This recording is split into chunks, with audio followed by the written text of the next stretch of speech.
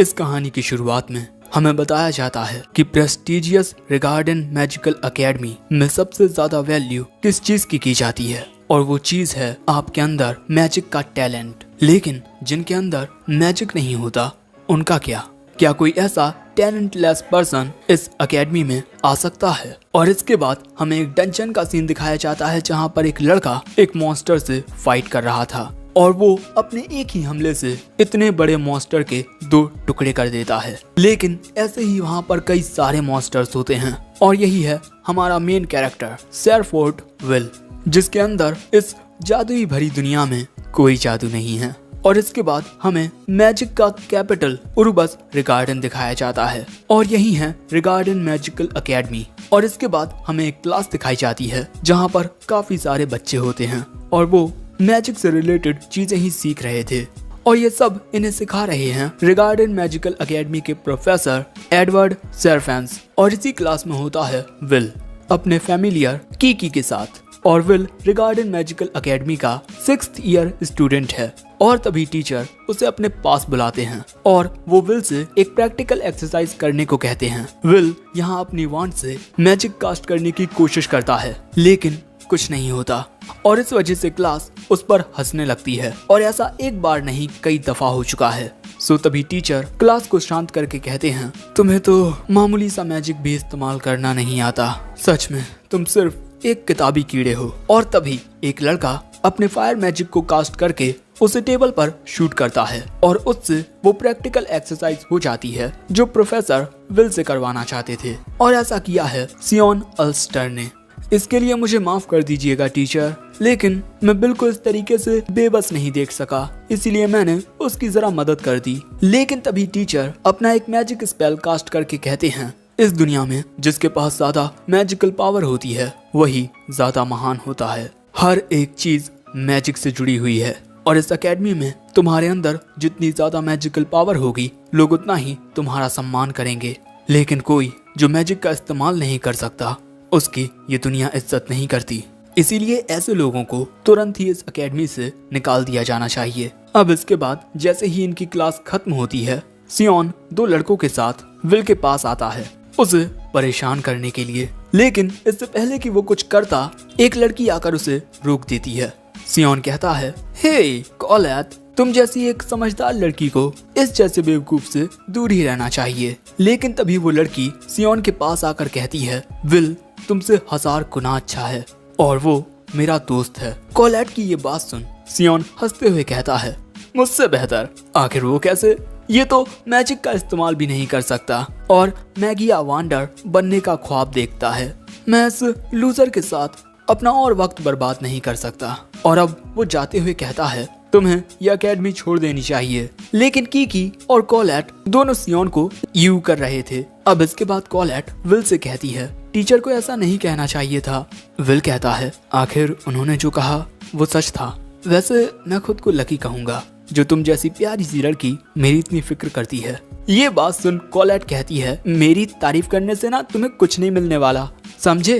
Will कहता है, माफ करना, लेकिन बचपन से मुझे सिखाया गया है कि लड़कियों की तारीफ करनी चाहिए। लेकिन ये बिल्कुल सच है, तुम बहुत प्यारी हो कॉलेट। लेकिन ये बात सुन कॉलेट बहुत ज्यादा पैनिक हो जाती है, मुझसे ऐसी बातें करना बंद करो। और इसके बाद वो गहरी गहरी सांस लेकर कहती है, काम डाउन, मेरा नाम कॉलेट लॉयर है और मैं एक नोबल फैमिली की डॉटर हूँ, मुझे खुद को संभालना होगा।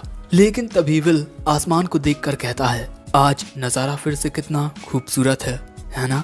कॉलेट कहती है कि हाँ, सबसे ज्यादा ताकतवर विजार्ड द मैजिया वांडर इसी तरह हमेशा आसमान को रोशन रखते हैं। और इसके बाद हमें बताया जाता है कि काफी वक्त पहले लोग आसमान के बारे में कुछ नहीं जानते थे क्योंकि चारों ओर हमेशा अंधेरा रहता था। लेकिन इस अंधेरे का सामना करने आए 5 विजार्ड्स। इन विजार्ड्स ने अंधेरे के पुजारियों को वापस अंधेरे में भेज दिया और इस दुनिया में फिर से चारों ओर रोशनी फैला दी और हमारी दुनिया में शांति आ गई।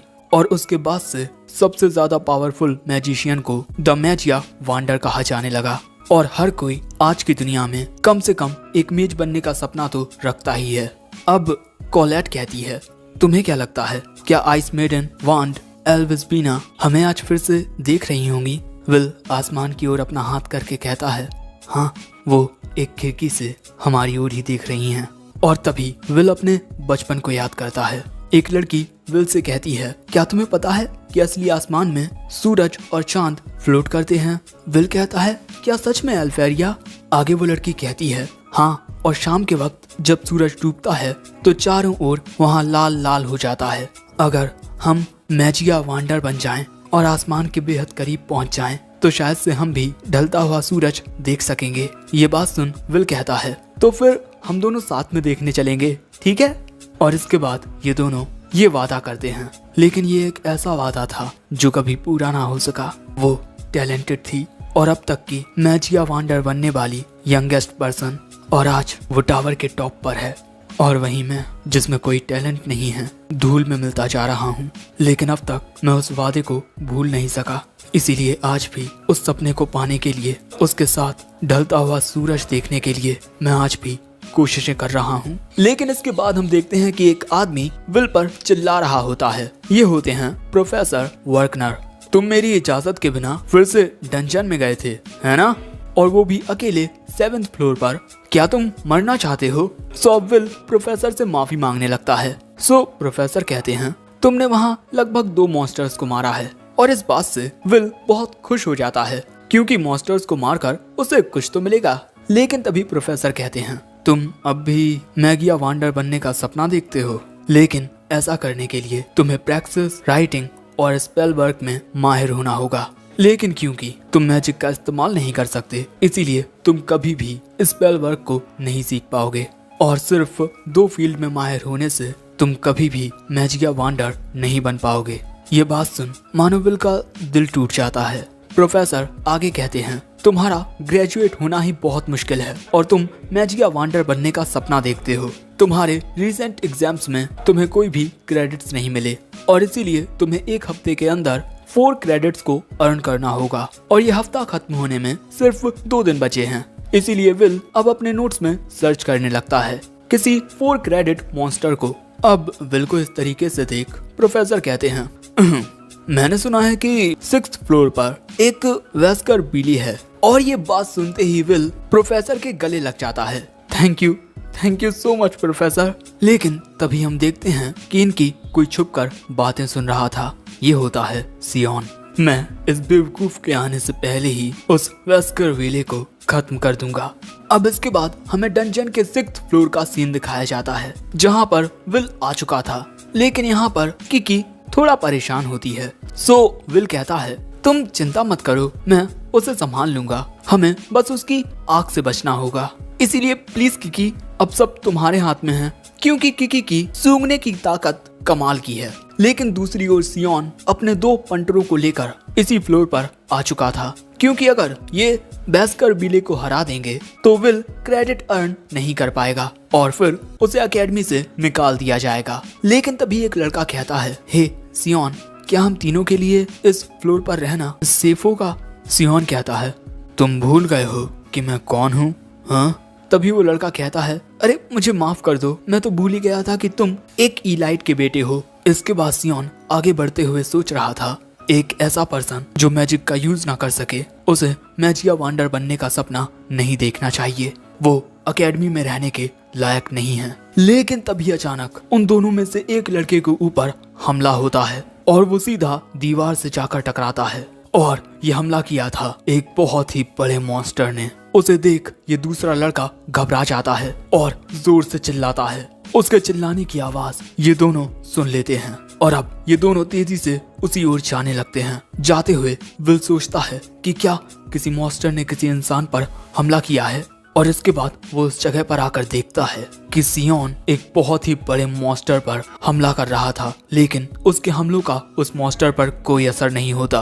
और ये एक इविल सेंटिनल है और ये बहुत ही ज्यादा खतरनाक होते हैं। लेकिन ये इस फ्लोर पर क्या कर रहा है? ये तो गहराई वाले फ्लोर्स पर होते हैं और सियोन के मैजिक का इस पर कोई असर नहीं हो रहा है। वो मॉन्स्टर लगातार सियोन की ओर आगे बढ़ रहा है, जो देख विल कहता है, सियोन इससे कभी नहीं जीत पाएगा, मुझे उसकी मदद करनी होगी। लेकिन क्या मुझे इसे बचाने के लिए जाना चाहिए? इसने हमेशा मेरा मजाक उड़ाया है, मुझे परेशान किया है। लेकिन अगर मैं यहाँ से भाग गया तो और तभी अचानक विल को कुछ महसूस होता है। बहुत पहले एल्फेरिया ने उससे कहा था, विल तुम बहुत ही ज्यादा नर्म दिल और बहादुर हो, और उसी ने विल को ये ग्लासेस भी दिए थे। और अब विल कहता है, एल्फेरिया मैं सिर्फ तुम्हारे लायक बनना चाहता हूँ।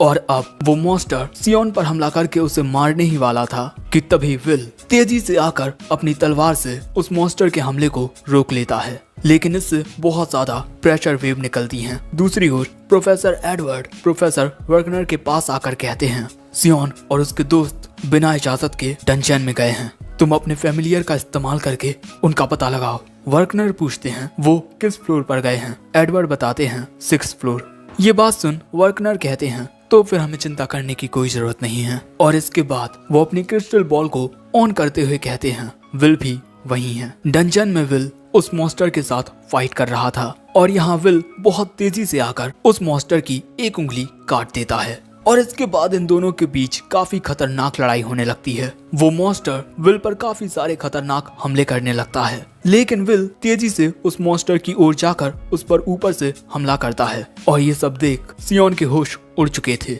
और प्रोफेसर एडवर्ड विल को इस तरीके से लड़ते हुए देख बहुत हैरान थे। सो तभी वर्कनर उन्हें बताते हैं कि विल बहुत अनोखा है, उसके पास सुपर ह्यूमन स्ट्रेंथ है, साथ ही एक बहुत स्ट्रॉन्ग बॉडी, और इसी के साथ वो अपने दुश्मन की चालों को भी काफी जल्दी भांप लेता है। और यहाँ जब ये मॉन्स्टर विल पर अपना खतरनाक हमला करता है, तभी विल उसके हमले से बचकर अपनी तलवार से उसके एक हाथ को काट देता है। और अब वर्कनर कहते हैं कि भले से ही विल मैजिक का यूज ना कर सके, लेकिन वो इस जादुई दुनिया में एक लौता योद्धा है। और इसके बाद विल उस मॉन्स्टर की तलवार उठाकर उस पर हमला करने के लिए तैयार हो जाता है। दूसरी ओर वो मॉन्स्टर भी अपनी पूरी मैजिकल पावर से विल पर एक बहुत ही ज्यादा खतरनाक हमला करता है, लेकिन विल उस तलवार से उसके मैजिकल हमले को रोकते हुए अपना पूरा जोर लगाकर एक स्लैश करता है, और उस मॉन्स्टर के 2 टुकड़े हो जाते हैं, और वो मॉन्स्टर यहाँ मारा जाता है। और इस हमले से बहुत ही ज्यादा प्रेशर क्रिएट होता है।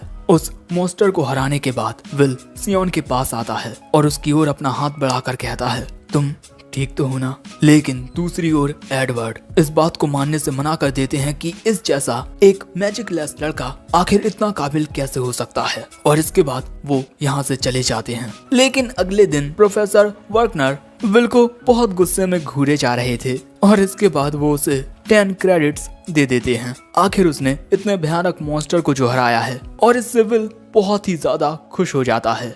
और आखिर में हमसे कहा जाता है कि ये कहानी है एक ऐसे लड़के की जो इस दुनिया को बदल कर रख देगा। एक ऐसी कहानी जिसमें वांड और स्वॉर्ड आपस में मिलते हैं, विस्टोरिया। सो दोस्तों, तुम्हें क्या लगता है, क्या विल एल्फेरिया के साथ किए अपने वादे को पूरा कर पाएगा? मैजिक न आने के बावजूद भी क्या वो एक मैजिया वांडर बन पाएगा? क्या ये अकेडमी, क्या ये दुनिया उसे अपनाएगी? काफी सारे सवाल हैं। एपिसोड 2 की शुरुआत में हमें 5 साल पहले का सीन दिखाया जाता है, जहाँ पर जब विल 10 साल का होता है तब अकेडमी में हर कोई उस पर हंसता था, क्योंकि उसके पास कोई मैजिकल पावर नहीं थी। और विल को इस अकेडमी में सिर्फ इसीलिए लाया गया था क्योंकि उसके इस अकेडमी में आने के बाद ही एल्फ्रेया ने यहाँ एडमिशन लिया था। कुछ बच्चे कहते हैं लेडी एल्फ्रेया अब मैगिया वांडर बन चुकी हैं, इसे तो अब लात मार के अकेडमी से बाहर निकाल देना चाहिए। और इसी तरह विल बस अकेला रहता था। और विल की ऐसी हालत देख रिगार्डन मैजिकल अकेडमी की हेडमास्टर कैल्ड्रॉन एनोव विल को एक तलवार देती हैं, और इसके बाद उसके चारों ओर कुछ स्पेल्स कास्ट कर देती हैं। लेकिन विल बड़ी ही आसानी से उस तलवार से उन सभी स्पेल्स को काटता जाता है। और विल की ये काबिलियत देख प्रोफेसर वर्कनर हैरान रह जाते हैं, और वहीं हेडमास्टर हंसते हुए कहती हैं, ये बच्चा इस अकेडमी में रह सकता है। वर्कनर कहता है लेकिन विल मैजिक का यूज नहीं कर सकता, जिस पर हेडमास्टर कहती हैं, आखिर एक तलवार को वांड क्यों चाहिए?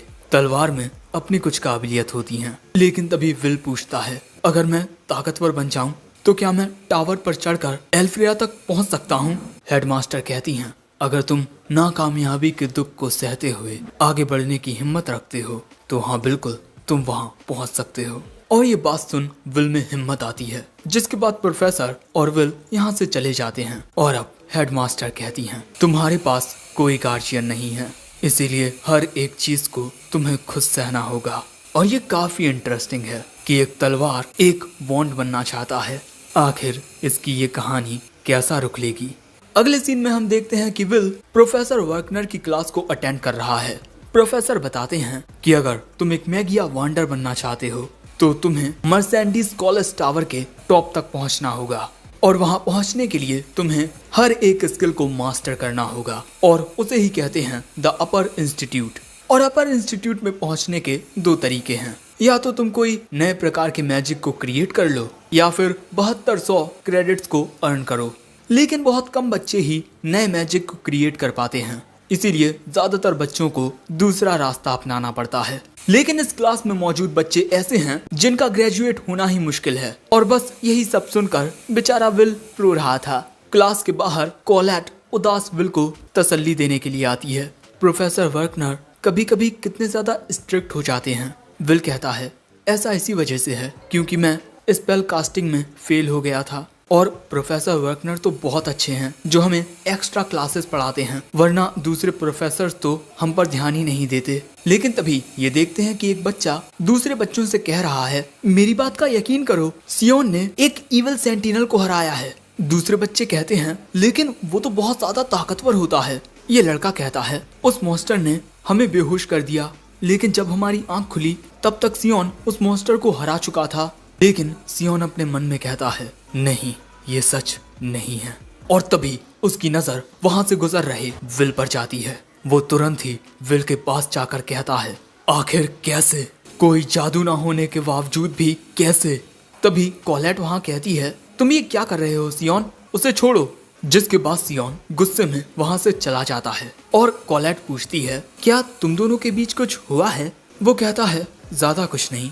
वहीं दूसरी ओर प्रोफेसर एडवर्ड हेडमास्टर से आकर कहते हैं हमें अभी के अभी विल को एकेडमी से निकाल देना चाहिए। हेडमास्टर कहती हैं ये उसका इस एकेडमी में आखिरी साल होने वाला है। लेकिन एडवर्ड कहता है वो एक वॉरियर है ना कि कोई मेज, लेकिन फिर भी वो अपनी काबिलियत से मैजिक को सरपास कर सकता है। ये बात सुन हेडमास्टर विल की रिपोर्ट निकालती हैं। मैजिक को छोड़कर विल के रिकॉर्ड्स हर एक स्किल में बहुत अच्छे होते हैं, इसीलिए हेडमास्टर कहती हैं अगर हम इस बात पर ध्यान ना दें कि वो मैजिक को यूज नहीं कर सकता तो उसकी बाकी की स्किल्स टॉप लेवल की हैं। मैगिया वॉन्डर के अलावा वो कुछ भी बन सकता है। इस एकेडमी में हम उस दिन के लिए ऐसे बच्चे तैयार कर रहे हैं जिनके अंदर काबिलियत हो। एडवर्ड कहते हैं लेकिन वो लड़का सिर्फ मैगिया वॉन्डर बनना चाहता है। अगर ऐसी बात है एडवर्ड तो तुम उसका एक टेस्ट लो और अपने टेस्ट के जरिए ये पता लगाओ कि क्या सच में वो इस एकेडमी में पढ़ने के लायक है या नहीं, और उसके बाद आखिरी फैसला तुम्हारा होगा। ये बात सुन एडवर्ड मुस्कुरा कर कहता है आपको पता है ना मैं वर्कनर जितना अच्छा नहीं हूँ, और वहाँ से जाने लगता है। वहीं हेडमास्टर मन में कहती हैं उसे आजमाओ और सच्चाई तुम्हारी आंखों के सामने होगी। डार्क वाइपर मेज। दूसरी ओर हम विल को कोलेट के साथ देखते हैं। कोलेट विल की मदद कर रही थी क्योंकि उसे मैजिक यूज करना नहीं आता। लेकिन तभी कोलेट को विल के लॉकर में उसकी तलवार दिखती है। तुम बदलोगे नहीं है ना? वो कहता है मुझे कैंपस में अपनी तलवार ले जाने की इजाजत कभी नहीं मिलने वाली, और अगर मैं अपने डॉर्म में जाऊंगा तो मेरा रूममेट मुझे वापस आने ही नहीं देगा। कोलेट कहती है तुम दोनों जरूर से बहुत अच्छे दोस्त होगे। विल कहता है शायद। इसके बाद हम विल और कोलेट को स्टडी हॉल में देखते हैं और यहाँ विल अपने नोट्स बना रहा था। सो कोलेट उससे कहती है तुम तो ये सब पहले ही पढ़ चुके हो है ना विल? विल कहता है कि वो अपना रिवीजन कर रहा है और इस वक्त वो ड्वार्फ्स के बारे में पढ़ रहा है, उनका इतिहास, उनका वर्तमान। द बैटल ऑफ गार्जा रॉन्सो। ड्वार्फ्स ने एक ऐसी लड़ाई लड़ी जिनमें उनका हारना तय था, लेकिन फिर भी उन्होंने हार नहीं मानी और वो लड़ते रहे और आखिर में जीत भी गए। मुझे पूरा यकीन है कि अगर मैं अपनी पूरी कोशिश करूं तो मैं भी अपने सपनों को पूरा कर सकता हूं। लेकिन तभी कोलेट को विल के बालों में एक सफेद बाल दिखाई देता है और ये बात जानकर विल परेशान हो जाता है। सो कोलेट कहती है कि चलो मैं इस बाल को निकाल देती हूँ। लेकिन तभी वहाँ एडवर्ड आकर कहते हैं ये सब क्या हो रहा है? वैसे विल जल्दी से स्पेल हॉल में आओ। अगले सीन में हम विल को प्रोफेसर के साथ स्पेल हॉल में देखते हैं। मैं आज तुम्हें एक्स्ट्रा लेसन देने वाला हूँ। वो कहता है क्या आप मुझे अकेले को एक्स्ट्रा लेसन देंगे? एडवर्ड अपनी वॉन्ड निकालते हुए कहते हैं हाँ, मैं देखना चाहता हूँ कि तुम कितने काबिल हो। तुम्हें मुझ पर एक हमला करना होगा।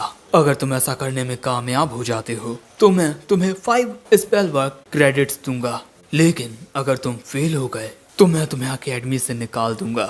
जिन लोगों के पास मैजिक नहीं होता उन्हें मैगिया वंडर बनने का ख्वाब तो छोड़ो, उसके बारे में सोचना तक नहीं चाहिए। और इसके बाद प्रोफेसर विल के नीचे एक स्पेल को कास्ट कर देते हैं। दूसरी ओर प्रोफेसर वर्कनर हेडमास्टर के बुलाने पर उनके पास आते हैं। आपको मुझसे क्या काम है हेडमास्टर? तभी हेडमास्टर अपने मैजिक से अपने पीछे एक ऐसा स्पेल कास्ट करती हैं जिसके जरिए ये विल और एडवर्ड की फाइट देख सकें। ये सब देख वर्कनर बहुत ज्यादा हैरान हो जाते हैं, लेकिन हेडमास्टर कहती हैं इस वक्त एडवर्ड विल का टेस्ट ले रहा है और तुम उसे नहीं रोकोगे। मैं जानती हूँ कि तुम्हें विल की बहुत फिक्र होती है, लेकिन एडवर्ड की चिंता भी जायज है। इसीलिए मैंने ये तय किया है कि मैं एडवर्ड को विल का एक टेस्ट लेने दूंगी, जिसके जरिए एडवर्ड को पता चलेगा कि विल मैगिया वंडर बनने के लायक है या नहीं। वर्कनर कहते हैं आखिर आप विल का मुकाबला एडवर्ड से कैसे करा सकती हैं? वो मैगिया वंडर बनने के सबसे ज्यादा करीब है, वो टावर के टॉप पर पहुंच चुका है।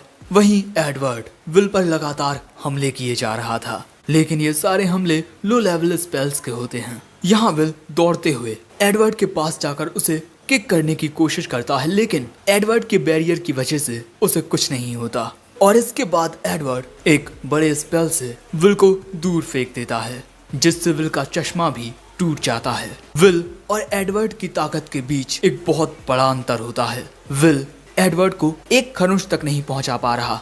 तभी एडवर्ड कहता है मैं इस लड़ाई में सिर्फ 2 स्पेल्स का यूज करूंगा, ब्लैक फ्लेम्स तुम्हें जलाने के लिए और मेरा बैरियर तुम्हारे हमलों से बचने के लिए। लेकिन इसके बाद एडवर्ड अपने डार्क फ्लेम्स के स्पेल को रेप्लिकेट करके कास्ट करता है, जिससे इनकी तादाद बहुत बढ़ जाती है। विल यहाँ से भागने की कोशिश करता है, लेकिन एडवर्ड के बस कुछ हमलों की वजह से ही वो दूर जाकर गिरता है। और इसके बाद एडवर्ड के ये डार्क फ्लेम्स लगातार विल को हिट करते रहते हैं, जिस वजह से विल की हालत बहुत ही ज्यादा खराब हो जाती है। विल यहाँ कहता है काश मेरे पास मेरी तलवार होती। दूसरी ओर हम कोलैट को लॉकर रूम में देखते हैं और उसे विल की काफी ज्यादा चिंता हो रही थी। उसे लग रहा था कि कहीं प्रोफेसर एडवर्ड विल को टॉर्चर तो नहीं कर रहे होंगे, और यही सोचकर वो काफी पैनिक होने लगती है। लेकिन तभी उसकी नजरें किकी पर जाती हैं, जो कि बहुत ज्यादा घायल होती है, और किकी यहाँ आकर विल के लॉकर को खरोंचने लगती है।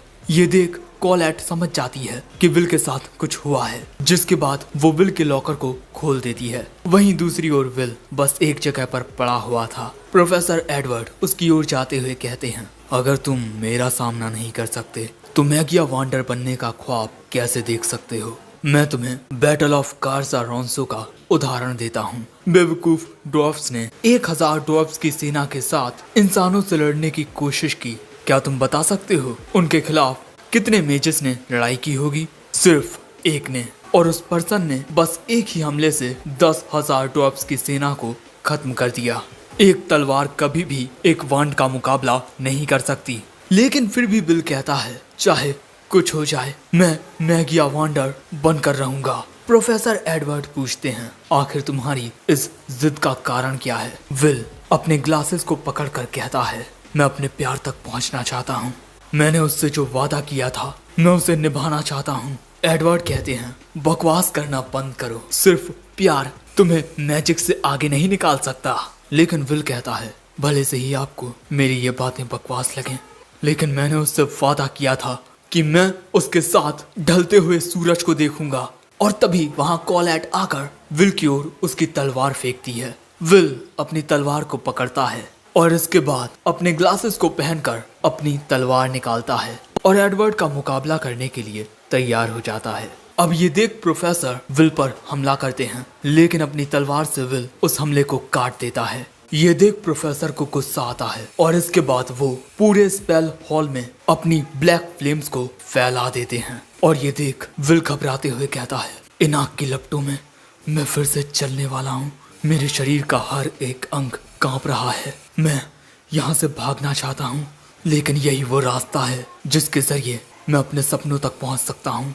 और इसके बाद वो हमला करने के लिए दौड़ता है। तभी प्रोफेसर भी अपने हर एक स्पेल से विल पर शूट करते हैं, लेकिन विल कुछ हमलों से बचता हुआ कुछ हमलों को काटता हुआ आगे बढ़ता रहता है और एक आवाज हमें बताती है बैटल ऑफ गार्जा रॉन्सो की कहानी अभी खत्म नहीं हुई। एक बहादुर ड्वार्फ जनरल जिसका नाम गारेथ था, वो अपने सभी साथियों को खोने के बाद भी लड़ता रहा और उसने अपनी पूरी ताकत से मैगिया वांडर को एक मुक्का मारा। और बस यही देखकर उस मैगिया वांडर की नजरों में ड्वार्फ्स के प्रति इज्जत आ गई और यहाँ विल एडवर्ड के हमलों से बचता हुआ एडवर्ड की ओर कूदता है और उसके बैरियर को तोड़कर उस पर एक हमला करता है, जिससे प्रोफेसर एडवर्ड को एक खरोंच आ जाती है, जिसके बाद प्रोफेसर विल को 5 क्रेडिट्स। लेकिन जैसे ही कोलैट विल के पास आकर उसे देखती है, विल बेहोश हो चुका था। और अब ये सब देखने के बाद प्रोफेसर वर्कनर कहते हैं तो आखिरकार वो इस टेस्ट में पास हुआ। हेडमास्टर कहती हैं हाँ, और उसने एक ही हमले से एडवर्ड की शील्ड को तोड़ दिया। उस बच्चे में बहुत हुनर है। वहीं आखिर में हमें विल का रूममेट दिखाया जाता है जो विल के लिए खाना बना रहा था और देखकर क्यों लगता है कि इस विल से प्यार है। और इसके बाद ये विल के आने का इंतजार करने लगता है। इसका नाम है नॉर्मन रोस्टी। वैसे ये एपिसोड यहीं एंड होता है। एपिसोड 3 की शुरुआत में हमें जरा पुराने लम्हे दिखाए जाते हैं जहाँ वक्त आया था कि एल्फ्रेया विल को अलविदा कहकर टावर के ऊपर जाए मैगिया वांडर बनने के लिए। और अलविदा कहते हुए वो विल को एक तोहफा देती है, ये चश्मे। और फिर वो विल को अलविदा कहकर वहां से जाने लगती है। लेकिन तभी विल कहता है एल्फी, भले से ही मैं मैजिक का यूज ना कर सकूं, लेकिन फिर भी मैं टावर पर आऊंगा। तुमसे जो मैंने वादा किया था मैं उसे निभाऊंगा। हम दोनों एक साथ ढलते हुए सूरज को देखेंगे। उसकी ये बातें सुन एल्फ्रेया वहीं रुक जाती है और उसकी आंखों से आंसू निकलने लगते हैं। और अब वो विल से कहती है मैं चाहे कितनी ही सदियां क्यों ना गुजर जाएं, मैं तुम्हारा इंतजार करूंगी। और फिर एल्फ्रेया वहां से चली जाती है। एल्फ्रेया को खुद से दूर जाता हुआ देख विल रोते हुए कहता है प्रोफेसर वर्कनर, जिस तरह मैं आज रो रहा हूँ, मेरा इस तरह रोना यह आखिरी दफा होगा। अब हमें प्रेजेंट का सीन दिखाया जाता है जहाँ पर विल घर घर जाकर न्यूज़पेपर दे रहा था। उसके साथ उसकी फैमिलियर किकी भी होती है। तभी एक बुढ़ा उससे कहता है ओह विल, हमेशा की तरह मेहनत कर रहे हो। इसका नाम डोनन है। उन्हें अलविदा कहकर विल यहाँ से चला जाता है। लेकिन जाते वक्त सीढ़ियाँ चढ़ते हुए उसका पैर अटक जाने की वजह से वो गिरने लगता है। लेकिन गिरने से पहले ही वो बहुत तेजी से अपने सभी न्यूज़पेपर और किकी को बड़ी ही आसानी से पकड़ लेता है। लेकिन फिर भी एक न्यूज़पेपर गिर ही जाता है और जब विल उसे उठाने के लिए जाता है तब वो उसमें एक खबर पढ़ता है कि एल्फेरिया ने एक नया ओरिजिनल मैजिक क्रिएट कर लिया है और वो इकलौती ऐसी पर्सन है जिसने 12 प्रकार के मैजिक को क्रिएट किया हो। और इसके बाद अपर इंस्टीट्यूट ने पूरी एकेडमी को ये बताया कि उनकी क्लाइंट एल्फेरिया होने वाली है। और ये बात सुन विल हैरान हो जाता है। इसके बाद हमें रिगार्डन डॉर्मेट्री का सीन दिखाया जाता है जहाँ पर हम विल के दोस्त नॉर्मन रोस्टी को देखते हैं।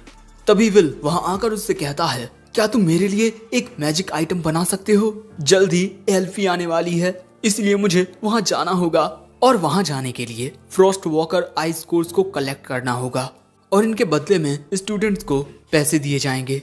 लेकिन ये आइस कोर्स डंजन के 4th फ्लोर में मिलेंगे, इसीलिए मुझे तुम्हारे मैजिक आइटम्स की जरूरत है रोस्टी। विल को इस तरह देख रोस्टी कहता है तुम सच में बहुत ज्यादा अजीब हो।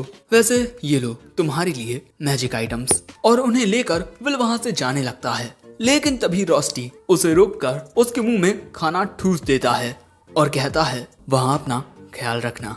विल कहता है ठीक है। और इसके बाद हमें बताया जाता है कि महान मार्गदर्शकों में से एक मेज क्वीन मर्सिडीज ने एक बार कहा था हर एक चीज डंजन से पैदा होती है, इसीलिए बच्चों अपनी बुद्धि को रोशनी बनाकर डंजन के काले अंधेरों में जिंदगी को ढूंढो। और इसके बाद हमें डंजन के 4th फ्लोर का सीन दिखाया जाता है जहाँ पर विल होता है और उसी के साथ वहाँ पर और भी कई सारे स्टूडेंट्स होते हैं जो अपने मैजिक से वहाँ पर मौजूद मॉन्स्टर्स को खत्म कर रहे थे। लेकिन इससे पहले कि हमारा विल कुछ करता, अचानक ही पूरे डंजन में भूकंप सा आ जाता है क्योंकि यहाँ सियोन ने इस बर्फीले डंजन में अपने फायर मैजिक का यूज किया था, जिस पर उसके पंटर उसकी तारीफ करते हैं। लेकिन सियोन के दिमाग में बस चल रहा था कि उसे भी एक पावरफुल मॉन्स्टर को हराना है। और यहाँ सियोन का ऑरा देख विल भी हैरान हो गया था। इसके बाद विल इस फ्लोर के और गहराई में जाने लगता है क्योंकि यहाँ पर बाकी के स्टूडेंट्स सभी मॉन्स्टर्स को खत्म कर चुके हैं। लेकिन जैसे ही वो नीचे आता है वो देखता है कि कुछ जाइंट मॉन्स्टर्स एक लड़की पर हमला करने ही वाले थे कि तभी विल तेजी से उनकी ओर आकर अपनी तलवार से उन तीनों के टुकड़े टुकड़े कर देता है। जो देख ये लड़की हैरान हो गई थी और उसे कुछ समझ नहीं आता कि अभी अभी यहाँ पर क्या हुआ, क्योंकि विल ने तो किसी टाइप के मैजिक का यूज किया ही नहीं, उसने एक तलवार का यूज किया। तभी विल पूछता है तुम्हें कोई चोट तो नहीं आई? वो लड़की कहती है कि मैं ठीक हूँ और मेरी जान बचाने के लिए शुक्रिया। वैसे मेरा नाम आइरिस है। विल भी उसे अपना नाम बताता है।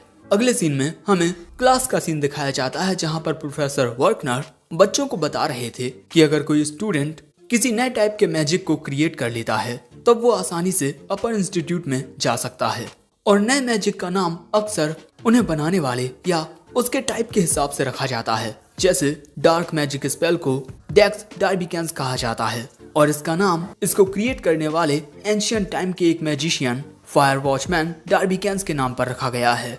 मेरे कहने का मतलब बस ये है कि अगर तुम में से कोई किसी नए मैजिक को क्रिएट कर लेता है तब उसका नाम भी इतिहास के पन्नों में लिखा जाएगा। लेकिन तभी एक लड़की पूछती है प्रोफेसर नए मैजिक को क्रिएट करना बहुत ही ज्यादा मुश्किल होता है, तो क्या करंट की मैजिया वांडर एल्फेरिया इतनी ज्यादा बेहतर हैं? प्रोफेसर बताते हैं कि हाँ वो बहुत ही ज्यादा बेहतर है। आज तक के इतिहास में किसी भी एक पर्सन ने 12 नए मैजिक स्पेल्स को क्रिएट नहीं किया है। इसी वजह से उसे इस दुनिया में पैदा हुए महान मैजिशियंस में से एक माना जाता है। और दोस्तों इसी के साथ हमें ये भी पता चलता है कि आइस मैजिक सबसे ज्यादा पावरफुल होता है। तभी यहाँ कॉलेट कहती है विल की वो बचपन की दोस्त कितनी ज्यादा टैलेंटेड है और विल हमेशा उस तक पहुँचने की कोशिश करता रहता है। सो तभी उसकी दोस्त कहती है कहीं तुम्हें लेडी एल्फेरिया से जलन तो नहीं हो रही, क्योंकि विल हमेशा उसके बारे में सोचता है। सो कॉलेट चिल्लाकर कहती है ऐसा कुछ नहीं है, लेकिन उसके चिल्लाने की वजह से प्रोफेसर उसे डांट लगाते हैं। लेकिन इसके बाद कॉलेट कहती है विल डंजन में फिर से इसी की वजह से गया है। दूसरी ओर हम विल और आइरिस को एक साथ देखते हैं। आइरिस ने विल के बारे में बहुत कुछ सुना होता है, जैसे वो एक किताबी कीड़ा है और उसे मैजिक का यूज करना नहीं आता। और आइरिस विल की जूनियर है क्योंकि वो 4th ईयर में पढ़ती है और विल 6th ईयर में। लेकिन तभी विल कहता है तुम ये बात जानती हो कि मैं मैजिक का यूज नहीं कर सकता, तब भी तुम मुझसे बात क्यों कर रही हो?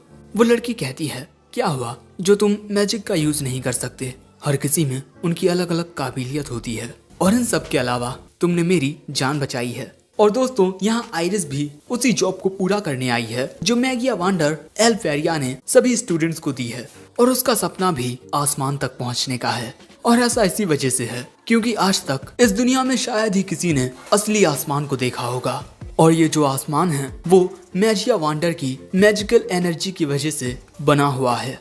लेकिन यह आसमान नकली है जिसे द ग्रेट बैरियर कहा जाता है। कुछ कहानियों में कहा गया है कि जब ये बैरियर टूटेगा तब इस दुनिया में फिर से चारों ओर अंधेरा छा जाएगा और फिर से इस दुनिया में कयामत आएगी। लेकिन उसी कयामत को रोकने के लिए हर एक स्टूडेंट खुद को ताकतवर बनाना चाहता है। लेकिन तभी आइरिस विल को बताती है कि वो पहले ही एल्फेरिया से मिल चुकी है। एक बार वो गलती से डंजन की बहुत गहराई में गिर गई थी, उस अंधेरी जगह पर जहाँ सिर्फ मॉन्स्टर्स भरे हुए थे। मेरे बचने की कोई उम्मीद नहीं थी, लेकिन अगले ही पल में वो सारे मॉन्स्टर्स बर्फ में जम गए क्योंकि वहाँ साक्षात द मैगिया वांडर एल्फेरिया आ गई थी। और वो आइरिस को उठाकर उससे कहती है अगली बार अपना अच्छे से ख्याल रखना। और उसी लम्हे को याद करते हुए आइरिस काफी ज्यादा एक्साइटेड होने लगती है और वो एल्फेरिया के लिए ही इस जॉब को पूरा करना चाहती है। लेकिन तभी विल नोटिस करता है कि किकी एक दूसरी ओर जा रही है और इसके बाद किकी विल को इशारा करके कुछ बताती है। तभी आइरिस विल के पास आकर पूछती है आप क्या कर रहे हो सेनपाई? वो बताता है जब फ्रॉस्ट वॉकर चलते हैं तब वो अपने पीछे बर्फ के टुकड़े छोड़ते जाते हैं। और यहाँ विल को ये बात पता चल जाती है कि इनके सामने एक काफी पावरफुल मॉन्स्टर है और वो यहाँ पर इसी वजह से छुपा हुआ है ताकि कोई उसे ढूंढ ना सके। आइरिस पूछती है आप तो मैजिक का यूज कर ही नहीं सकते, फिर आपको ये सब कैसे पता चला? वो कहता है मैजिक बहुत जरूरी होता है लेकिन डंजन के अंदर नहीं, और इसके अलावा मेरे पास थोड़ी नॉलेज भी है और सबसे ज्यादा जो चीज मायने रखती है वो होता है अनुभव। और अगले ही पल में इनके ऊपर एक हमला होता है, एक बहुत बड़े जाइंट मॉन्स्टर का। लेकिन विल खुद को और आइरिस को उस हमले से बचा लेता है और यहाँ उस जाइंट मॉन्स्टर को देख आइरिस के होश उड़ जाते हैं। और यहाँ विल कहता है, जैसा मैंने सोचा था, ये बहुत ज्यादा ताकतवर है। और दोस्तों हमें पता चलता है कि ये मॉन्स्टर एक फ्रॉस्ट रेस्क है, फ्रॉस्ट वॉकर का सबसे हाईएस्ट फॉर्म, और इसको हराने का मतलब है 6 क्रेडिट्स को अर्न करना। लेकिन तभी ये मॉन्स्टर इनके ऊपर हमला कर देता है और दोस्तों इसका ये हमला बहुत ही ज्यादा खतरनाक होता है, लेकिन विल आसानी से उसके हमले से बच जाता है। लेकिन यहाँ आइरिस विल को उससे लड़ने से रोकती है क्योंकि इस मॉन्स्टर पर फिजिकल अटैक्स का कोई असर नहीं होता। इसको छूने वाली हर एक चीज जम जाती है और इसे सिर्फ लॉन्ग रेंज मैजिक अटैक से ही हराया जा सकता है। लेकिन विल उस मॉन्स्टर का सामना करने का मन बना चुका था। यहाँ वो रोस्टी के मैजिक आइटम का यूज करता है और इसके बाद जब वो मॉन्स्टर विल पर हमला करता है तब विल उसके हमले से बचता हुआ बहुत ही स्टाइल में उस मॉन्स्टर के नीचे से जाता हुआ ना जाने क्या कर रहा था, लेकिन इस वजह से उस मॉन्स्टर को गुस्सा आने लगता है और वो चारों ओर हमले करने लगता है, जिस वजह से आइरिस एक जगह आकर छुप जाती है। दूसरी ओर विल तेजी से दौड़ता हुआ उस मॉन्स्टर के ऊपर रोस्टी का मैजिक आइटम फेंकता है और वो आइटम किसी हुक की तरह उस मॉन्स्टर के एक बॉडी पार्ट से जाकर अटक जाता है और इसके बाद विल उस मॉन्स्टर के नीचे से होता हुआ उसके ऊपर जाकर उसे इसी तरह से बार बार बांधने लगता है। विल उस मैजिक आइटम से उस मॉन्स्टर को अच्छे से जकड़ लेता है और इसके बाद एक जगह रुककर कहता है, फ्रॉस्ट रेस्क आग के खिलाफ बहुत कमजोर पड़ जाते हैं। और तभी वो मॉन्स्टर पूरी तरीके से जकड़ा होने के बाद भी अपना सबसे ज्यादा पावरफुल हमला करता है, जिससे विल की बॉडी जमने लगती है। लेकिन विल उस मैजिक आइटम से ना जाने क्या करता है, जिससे उस मैजिक आइटम की रस्सी में आग लगने लगती है और इसी तरह वो आग उस रस्सी के साथ साथ उस मॉन्स्टर में भी लगने लगती है। और जैसे ही वो आग उस हुक तक पहुंचती है, वहां एक बहुत ही ज्यादा बड़ा धमाका होता है और एक ही बार में वो मॉन्स्टर मारा जाता है, जिससे बहुत ही ज्यादा प्रेशर क्रिएट होता है। लेकिन धमाके का धुआं हटने के बाद उस मॉन्स्टर के टुकड़ों के सामने सिर्फ विल होता है, जो रोस्टी के मैजिक आइटम को देखकर कहता है, सच में ये हर बार मेरी बहुत मदद करता है। लेकिन विल की काबिलियत देखने के बाद आइरिस मन में कहती है, तो ये है वो मैजिक ना यूज करने वाला लड़का। लेकिन इसके बारे में जैसी मैंने अफवाहें सुनी थी, ये उनसे बिल्कुल अलग है। आखिर मैं इसके बारे में रिपोर्ट कैसे दूंगी। लेकिन तभी विल उस मॉन्स्टर के मैजिक कोड को लेकर कहता है, आइरिस अब हमें यहाँ से चलना चाहिए। और आइरिस भी कहती है, ठीक है। वैसे इसके बाद हमें द विजार्ड टावर का सीन दिखाया जाता है, जहाँ आइरिस आ रही थी। जैसा मैंने सोचा था, वो लड़का जरा भी वैसा नहीं था। वो अपने अनुभव से युद्ध के तख्ते को पलट कर रख सकता है और भले से ही वो कोई मेज ना हो, लेकिन वो एक माहिर योद्धा है। और इसके बाद आइरिस एक बड़े से दरवाजे को खोलती है और दरवाजे के उस पार कुछ बड़ी सी राजगद्दियों पर कुछ शख्स बैठे हुए थे और आइरिस उनके सामने झुकी हुई थी और ये सभी हैं द मैगिया वांडर्स।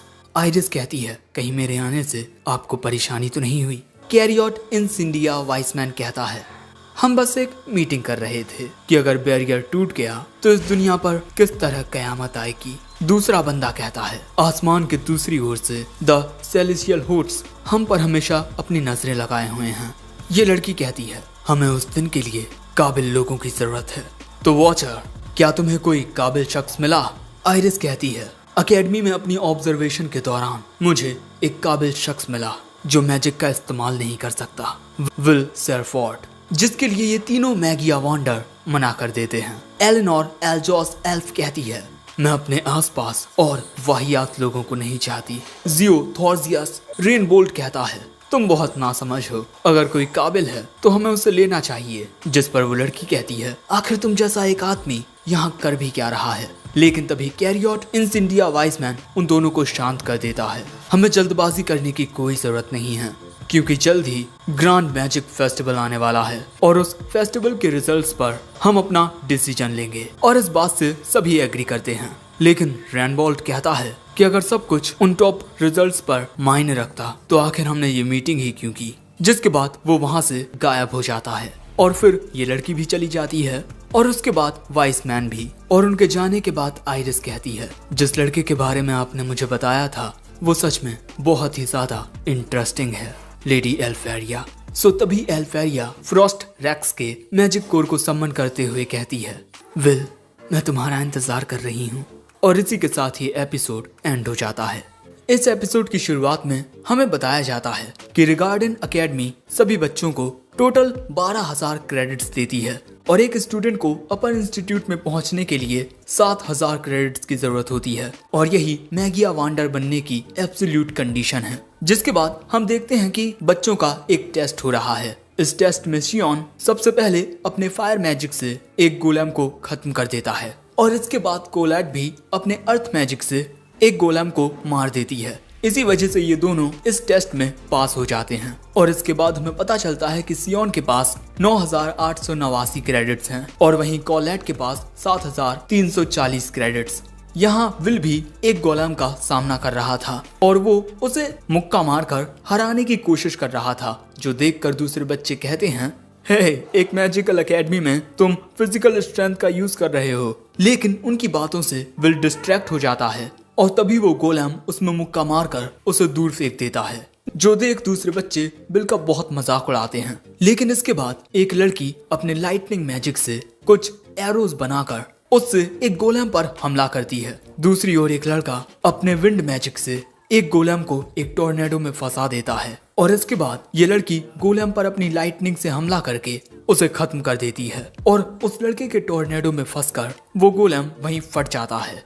इस लड़की का नाम है लिहाना और इसके पास 10,100 क्रेडिट्स हैं और इस लड़के का नाम विग्नॉल है और इसके पास 10,075 क्रेडिट्स हैं। और इसके बाद आता है एक और लड़का जो अपने आइस मैजिक का यूज करके वहां पर मौजूद सारे गोलेम्स को एक ही बार में बर्फ में जमा देता है और इस लड़के का नाम जूलियस रेनबर्ग है और इसके पास 10,048 क्रेडिट्स हैं। और इसके बाद ये तीनों आपस में बातें करने लगते हैं और इनकी बातों से हमें पता चलता है कि ये तीनों क्लास के टॉपर्स हैं। और यहाँ आते ही जूलियस लिहाना और विग्नॉल से कहता है, मैं तुम दोनों को चैलेंज करता हूँ कि इस बार मैं अपने सीक्रेट मेथड से तुम दोनों को हरा दूंगा। क्या तुम दोनों इस बर्फ के गुलाब के साथ मेरे चैलेंज को एक्सेप्ट करते हो? लेकिन तभी विग्नॉल और लिहाना अपने विंड और लाइट से उसके गुलाब को चकनाचूर कर देते हैं और वहां से ये कहकर चले जाते हैं कि हम उस वक्त का इंतजार करेंगे।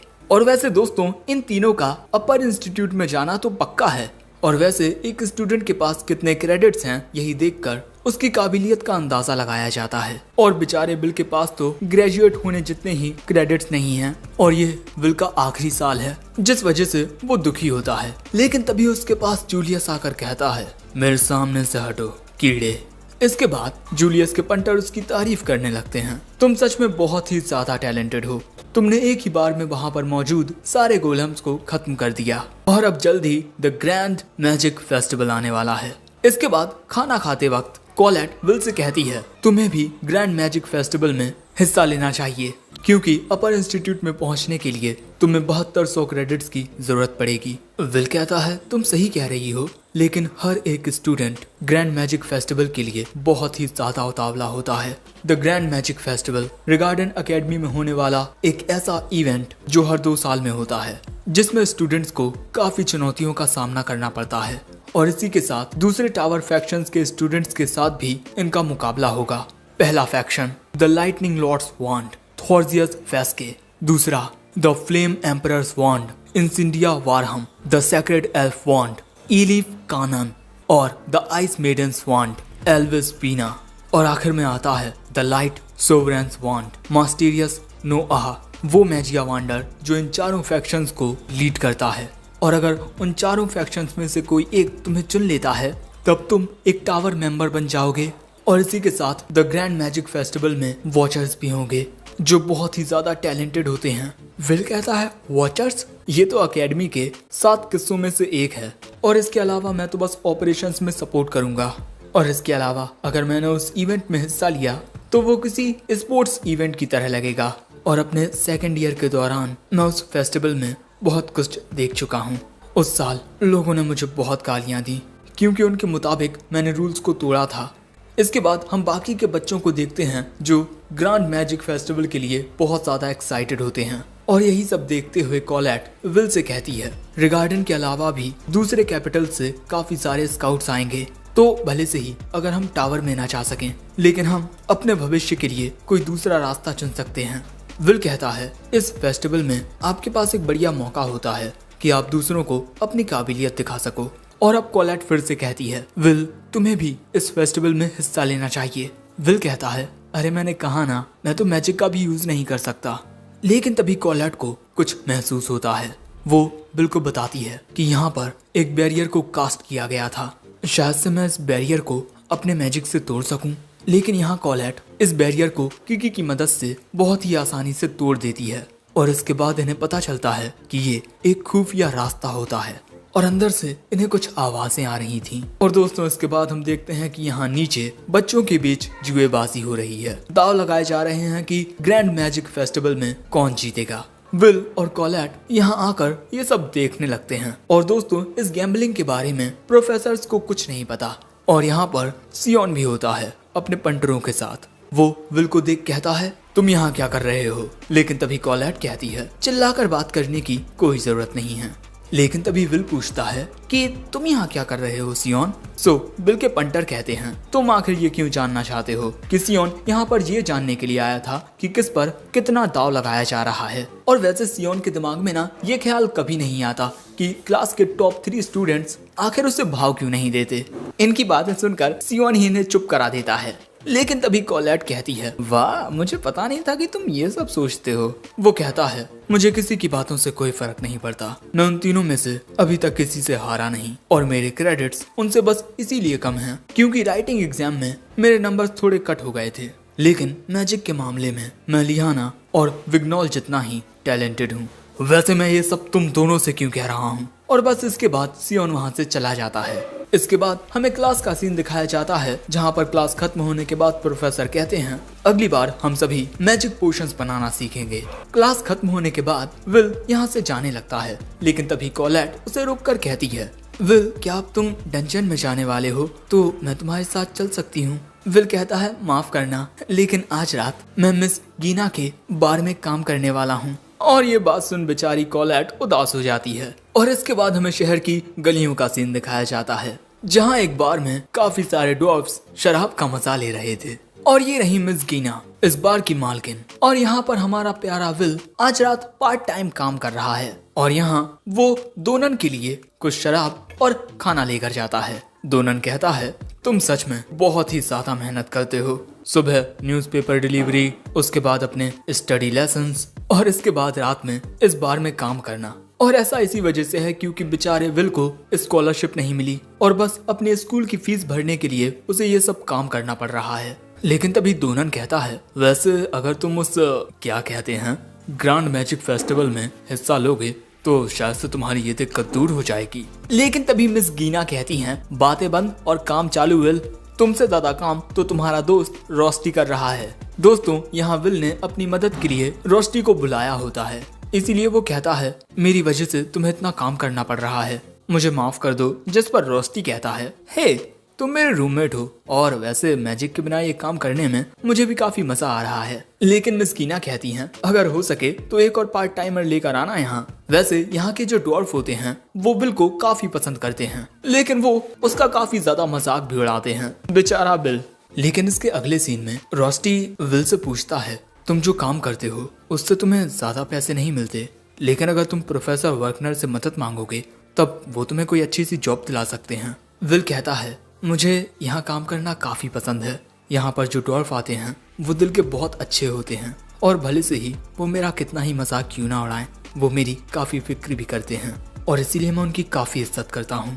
लेकिन अगले ही पल में उस बार में आता है टॉप 3 स्टूडेंट्स में से एक जूलियस रेनबर्ग। हे आखिर तुम मुझे ये कैसे टुच्चे से बार में लेकर आए हो। उसका पंटर कहता है माफ करना, लेकिन कोई दूसरा बार इस वक्त खुला नहीं था। और तभी जूलियस विल को देखकर कहता है अरे ये तो वही कीड़ा है ना। मैं आखिर इससे ज्यादा क्या ही उम्मीद रख सकता हूँ। तुम जैसा एक टैलेंटलेस कीड़ा आखिर और क्या ही काम कर पाएगा। लेकिन उसकी इन बातों से दोनन को गुस्सा आ जाता है। लेकिन ये देख जूलियस कहता है क्या बे डॉर्फ तू मुझे घूर रहा है। अगर दूसरे इंसान तुम्हें यहाँ रहने की इजाजत ना देते तो तुम्हारी नस्ल कब की खत्म हो चुकी होती। इसीलिए हमेशा हमारे सामने झुक कर रहा करो। और इसके बाद हमें बताया जाता है कि काफी वक्त पहले सेलेशियल होस्ट के द्वारा जब डॉर्फ की नस्ल बिल्कुल खत्म होने वाली थी तब वो हमारी दुनिया में आ गए। और तभी जूलियस कहता है जल्दी से मुझे शराब और खाना लेकर आओ, आखिर ये एक बार है ना। और दोस्तों, जहाँ लोग दूसरी दुनिया से आए एल्फ्स की इज्जत करते हैं वहीं डॉर्फ्स को हमेशा बेइज्जत किया जाता है, क्योंकि डॉर्फ्स में मैजिक पावर नहीं होती और इस दुनिया में सिर्फ मैजिक पावर मायने रखती है। इसके बाद रोस्टी जूलियस के लिए खाना लेकर आता है, लेकिन ये खाना देख उसके पंटर कहते हैं क्या ये खाना जानवरों के लिए है, कुछ ऐसा लेकर आओ जिसे इंसान खा सकें। तभी जूलियस कहता है सच में इन कीड़े मकोड़ों से बेहतर तो मॉन्स्टर्स लगते हैं। लेकिन ये सारी बातें सुनकर विल उनकी ओर जाने लगता है। यहाँ ये तीनों बहुत हंस रहे थे और विल को वहाँ पर देख ये पंटर कहते हैं कि अरे टैलेंटलेस, क्या तू हमारी यहाँ सेवा करने के लिए आया है। लेकिन विल कहता है तुमने यहाँ के लोगों की जितनी बेइज्जती की है उतनी अब माफी मांगो। ये खाना जिसे तुमने वाहियात कहा, यहाँ के लोग इसी को खाकर अपना पेट पालते हैं और इसी खाने के लिए वो दिन और रात मेहनत करते हैं, अपना खून पसीना एक करते हैं। आखिर तुम उनके खून पसीने का मजाक कैसे उड़ा सकते हो। जूलियस कहता है तुझे उनसे काफी ज्यादा हमदर्दी हो रही है क्योंकि तू भी उनकी तरह मैजिक यूज नहीं कर सकता है ना। और इसके बाद वो लात मारकर उस खाने की प्लेट को फेंक देता है और वो खाने की प्लेट विल पर गिरती है। और इसके अगले ही पल में विल जूलियस के पंटरों को पकड़कर उन्हें जमीन में दे मारता है, जिससे वो दोनों वहीं बेहोश हो जाते हैं। और अब विल कहता है यहाँ पर मौजूद ये खाना और डॉर्फ्स वाहियात नहीं है बल्कि तुम्हारी सोच वाहियात है। लेकिन अब जूलियस कहता है काफी वक्त से मेरी इस तरह किसी ने बेइज्जती नहीं की। और इसके अगले ही पल में वहाँ पर मौजूद हर एक चीज जमने लगती है। और अब जूलियस अपनी वांड निकालता है और विल पर एक हमला करता है। विल उसके हमले से बच जाता है, लेकिन जैसे ही विल जमीन पर अपने पैर रखता है जूलियस की बर्फ उसकी आंखों में घुसने ही वाली थी। वो उससे जैसे तैसे बच पाता है लेकिन उसका चश्मा उड़ जाता है। और इसके बाद जूलियस की बर्फ विल को दूर धकेलते हुए उसके हाथों को जकड़ लेती है। और इसके बाद जूलियस विल के करीब आता है, जो देख डोनन कहता है हे उसके साथ कुछ भी मत करना। और यहाँ रोस्टी भी अपनी वांड से हमला करने के लिए तैयार था, लेकिन तभी जूलियस देखता है कि विल की आंखों में कोई खौफ नहीं है। अब मैंने अपना मन बदल लिया है, तुम्हें यहाँ हराकर मुझे अब कोई सुकून नहीं मिलेगा। हे तुम, मैं चाहता हूँ कि तुम ग्रैंड मैजिक फेस्टिवल में हिस्सा लो, वहाँ मैं तुम्हें सबके सामने बेइज्जत करूंगा और तब जाकर मुझे सुकून मिलेगा। तभी विल जूलियस की बर्फ को तोड़कर कहता है ठीक है, मैं उसमें हिस्सा लूंगा। और यहाँ विल बहुत ही ज्यादा सीरियस होता है। जूलियस कहता है अगर मैं जीत गया तो तुम्हें अकेडमी छोड़कर जाना होगा। विल कहता है ठीक है, लेकिन अगर मैं जीता तब तुम्हें मिस्टर डोनन और बाकी सबसे माफी मांगनी होगी। और बस इसी चैलेंज के साथ ये एपिसोड एंड हो जाता है। एपिसोड 5 की शुरुआत में हम विल को देखते हैं जो तैयार हो रहा था द ग्रेट मैजिक फेस्टिवल के लिए। दूसरी ओर हेडमास्टर बच्चों को एक इशारा करती हैं और इसके बाद जादुई धमाकों के साथ ये फेस्टिवल शुरू होता है, द ग्रैंड मैजिक फेस्टिवल। और इसी के साथ हमें एक रेस भी दिखाई जाती है जो कुछ स्टूडेंट्स के बीच हो रही थी। और इस रेस को स्टेडियम में मौजूद सभी लोग एक मैजिकल क्रिस्टल बॉल के जरिए देख पा रहे थे। और तभी स्टेडियम में आ जाती है इस मैच को जीतने वाली लिहाना ओवन सॉस, जो देख कुछ बच्चे बात करने लगते हैं। जैसा कि हमने सोचा था इस स्काई रेस को लिहाना नहीं जीता। और यहाँ पर हर किसी की नजर काबिल स्टूडेंट्स पर थी जिनको दूसरी टीम्स अपने ग्रुप में शामिल कर सकें। और दोस्तों, इस फेस्टिवल में बाहर से भी कई मैजिशियंस आते हैं और इसी बारे में आइरिस हेडमास्टर से बात कर रही थी। वैसे इसके बाद अनाउंसमेंट होती है कि मिस परफेक्ट लिहाना इस रेस को जीत चुकी है। वहीं दूसरी ओर आइरिस यहाँ से जाने लगती है क्योंकि वो विल को चीयर करने वाली है। दूसरी ओर सियोन के दोस्त उससे कह रहे थे भले से ही हम इस फेस्टिवल में हिस्सा ना ले पाए हों, लेकिन हम तुम्हें चीयर करेंगे। और दोस्तों, इसके बाद हमें पता चलता है कि कॉलेट ने सियोन से मदद मांगी है कि वो उसकी टीम को ज्वाइन कर ले। और सियोन इसी बारे में सोच रहा है। अब आखिरकार कॉलेट को ये बात समझ आ ही गई कि उसे मुझ जैसे किसी जिम्मेदार इंसान की जरूरत है। आफ्टर ऑल मैं उस विल से बहुत ज्यादा बेहतर हूँ। लेकिन जैसे ही वो उस जगह पर आता है वो कॉलेट के साथ विल को देखता है। और दोस्तों, विल यहाँ इसी वजह से है क्योंकि इस फेस्टिवल में हिस्सा लेने के लिए आपकी टीम के पास कुल मिलाकर 21,000 क्रेडिट्स होने चाहिए। और सियोन को कॉलेट ने इनकी टीम में इसीलिए इनवाइट किया है ताकि विल इस फेस्टिवल में हिस्सा ले सके। सो सियोन पूछता है आखिर तुम इस फेस्टिवल में हिस्सा क्यों ले रहे हो, लेकिन तभी अचानक सियोन के पीछे जूलियस आ जाता है और यहाँ सियोन देखता है कि जूलियस विल को देखकर अजीब ढंग से मुस्कुराते हुए जा रहा है। और अब कॉलेट सियोन को बताती है कि विल और जूलियस के बीच कुछ हुआ है, इसीलिए विल इस बार इस फेस्टिवल में हिस्सा लेना चाहता है। लेकिन यहाँ सियोन को विल पर बहुत गुस्सा आ रहा था, हर बार उसे विल की वजह से शर्मिंदगी का सामना करना पड़ता है। दूसरी ओर हम एक बंदे को देखते हैं जो इस फेस्टिवल में कमेंट्री देने वाला है, माइक माउस, और उसका साथ देंगे अकेडमी के नंबर 1 प्रोफेसर जिनसे हर कोई नफरत करता है, प्रोफेसर एडवर्ड। और इसी वजह से बेचारा माइक डरा हुआ है क्योंकि प्रोफेसर एडवर्ड से निकलने वाला ऑरा उसे डरा रहा है। लेकिन इसी घबराहट के साथ वो कमेंट्री करना शुरू करता है। और इसके बाद हम कुछ एल्फ लड़कियों को देखते हैं जो एक साथ मिलकर एक काफी बड़े मैजिक स्पेल को क्रिएट करती हैं। और ये बड़ा स्पेल 5 स्पेल से मिलकर बना है, जिसके बाद ये स्पेल पूरे स्टेडियम को चारों ओर से घेर लेता है। और इसके बाद ये लड़कियां इस स्पेल को एक्टिवेट करती हैं, मैग्नाटूरस रिंग हुल। और इन स्पेल्स के एक्टिवेट होते ही हमें बताया जाता है the volcano zone, the badland zone, the marshland zone, the grassland zone and the Woodland zone. और इसके बाद हमें बताया जाता है कि ये एक ऐसा इवेंट है जिसमें आप तभी हिस्सा ले सकते हैं जब आपकी टीम में 3 लोग हों और सभी टीम एक दूसरे का सामना करते हुए आगे बढ़ेंगी। और जैसा कि आप सभी देख सकते हैं कि इस स्टेडियम के बीच में एक ताज है और जो टीम इसे पहले हासिल करेगी वही जीतेगी। लेकिन इसे पाने के रास्ते में हर एक टीम को बहुत सी चुनौतियों का सामना करना होगा। हर एक तरह की फील्ड से गुजरते हुए, वहाँ पर बिछे जालों से बचते हुए, वहाँ के मॉन्स्टर्स का सामना करते हुए इन्हें स्टेडियम तक पहुँचना होगा। और यहाँ पर आप दूसरी टीम्स को मुसीबतों में उलझाकर भी आगे बढ़ सकते हैं। ग्रैंड मैजिक फेस्टिवल में होने वाले सभी इवेंट्स में से ये इवेंट सबसे ज्यादा मशहूर है। आगे प्रोफेसर एडवर्ड बताते हैं इस इवेंट को डंजन में आने वाली दिक्कतों को मद्देनजर रखते हुए ही अच्छे तरीके से बनाया गया है। इस इवेंट में जो भी स्टूडेंट्स पार्टिसिपेट करेंगे वो काफी अव्वल दर्जे के होंगे। और वैसे मुझे ये कहना तो नहीं चाहिए, लेकिन विग्नोल लिंडोर और जूलियस रेनबर्ग की टीम पर जुएबाजी में सबसे ज्यादा दाव लगाया गया है। साथ ही मैंने भी अपने सारे पैसे विग्नोल की टीम पर लगाए हैं। और इस इवेंट की सबसे अनपॉपुलर टीम नंबर 6। और बस विल का चेहरा देखते ही हर कोई उस पर हंसना शुरू कर देता है। आखिर ये इस इवेंट में हिस्सा क्यों ले रहा है, इसे तो कोई जादू भी नहीं आता। और जैसे ही प्रोफेसर वर्कनर सभी टीम्स में विल की टीम को देखते हैं, वो कहते हैं विल, क्या तुम इस इवेंट में हिस्सा लेने वाले हो? मैंने तुम्हें ऐसा करने से मना किया है ना। लेकिन यहाँ विल कहता है माफ करना प्रोफेसर, लेकिन मैं इस इवेंट को जीतना चाहता हूँ। और ये कहने के बाद विल यहाँ से जाने लगता है। और अब आप सभी का इंतजार खत्म होता है। The most popular event the crown attack अब शुरू होने वाला है। अब जैसे ही इवेंट शुरू होता है हम देखते हैं कि काफी सारे बड़े बड़े बॉक्सेस अचानक ही अपना रूप बदलकर बड़े बड़े गोलेम्स में तब्दील हो जाते हैं और इन गोलेम्स की तादाद बहुत ज्यादा होती है। दूसरी ओर विल को देखकर बस हर कोई उसका मजाक ही उड़ा रहा था। लेकिन तभी कॉलेट अपना एक मैजिक स्पेल कास्ट करती है जिस वजह से विल का एक हाथ किसी पत्थर के जैसा हो जाता है। और इसके बाद विल एक पंच मारता है जिस वजह से एक गोलेम काफी सारे गोलेम से टकराता हुआ उस ड्रोन के ऊपर जाकर गिरता है, जिससे स्टेडियम में सब कुछ दिखाई दे रहा था। और धमाका होते ही उसकी गूंज स्टेडियम में भी जाती है और जो लोग विल का मजाक उड़ा रहे थे वो ये देखकर हैरान रह जाते हैं। और अचानक ही स्टेडियम में से लोगों के चिल्लाने की आवाजें आने लगती हैं। और दोस्तों यहाँ पर विल अपनी बॉडी पर मैजिक की लेयर्स बनाकर फाइट कर रहा है, जिस वजह से इस इवेंट के रूल्स का भी उल्लंघन नहीं हो रहा है।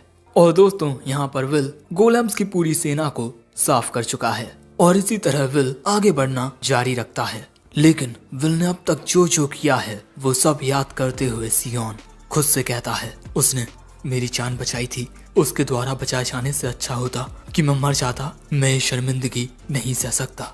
इस शर्मिंदगी से बचने के लिए मैंने खुद को बेहतर बनाने की बहुत कोशिश की, लेकिन फिर भी वो मुझसे बहुत ज्यादा बेहतर है। वैसे पहली रुकावट का सामना करते हुए अब विल की टीम बैडलैंड जोन पर आ जाती है और उनके वहां आते ही वहां पर मौजूद गोलेम बॉक्सेस एक्टिवेट होकर उनके ऊपर बड़े बड़े पत्थरों से हमला करने लगते हैं। सो तभी विल जमीन में एक मुक्का मारकर एक पत्थर की दीवार बना लेता है उन गोलेम्स के हमलों से बचने के लिए। इसके बाद कोलैट अपने एक दूसरे मैजिक स्पेल का यूज करते हुए काफी सारी स्वॉर्ड्स को क्रिएट कर देती है, जिन्हें उठाकर विल उन गोलेम्स की ओर फेंकने लगता है और इस वजह से वो गोलेम तबाह होने लगते हैं। और देखते ही देखते इनके सामने मौजूद सारे गोलेम्स तबाह हो जाते हैं, लेकिन एक गोलेम अभी भी बच जाता है, लेकिन इसे विल एक तलवार उठाकर काट देता है। और तुम लोग देखो क्या ही सीन है ये, जहां विल इस स्टाइल में खड़ा है और यहाँ विल की टीम ने इस दूसरी रुकावट का सामना भी कर लिया है और विल की टीम काफी तेजी से आगे बढ़ रही होती है, जो देख सभी हैरान होते हैं। और तभी प्रोफेसर एडवर्ड कहते हैं ये सारा कमाल उसकी नॉलेज और एक्सपीरियंस का है जो उसने अब तक गेन किया है। और यहाँ पर आइरिस चिल्लाते हुए कहती है विल सेनपाई डू योर बेस्ट। दोस्तों इस वक्त विल की टीम सबसे ज्यादा आगे होती है। तभी एक दूसरी टीम का बंदा कहता है हम उस टैलेंटलेस लड़के से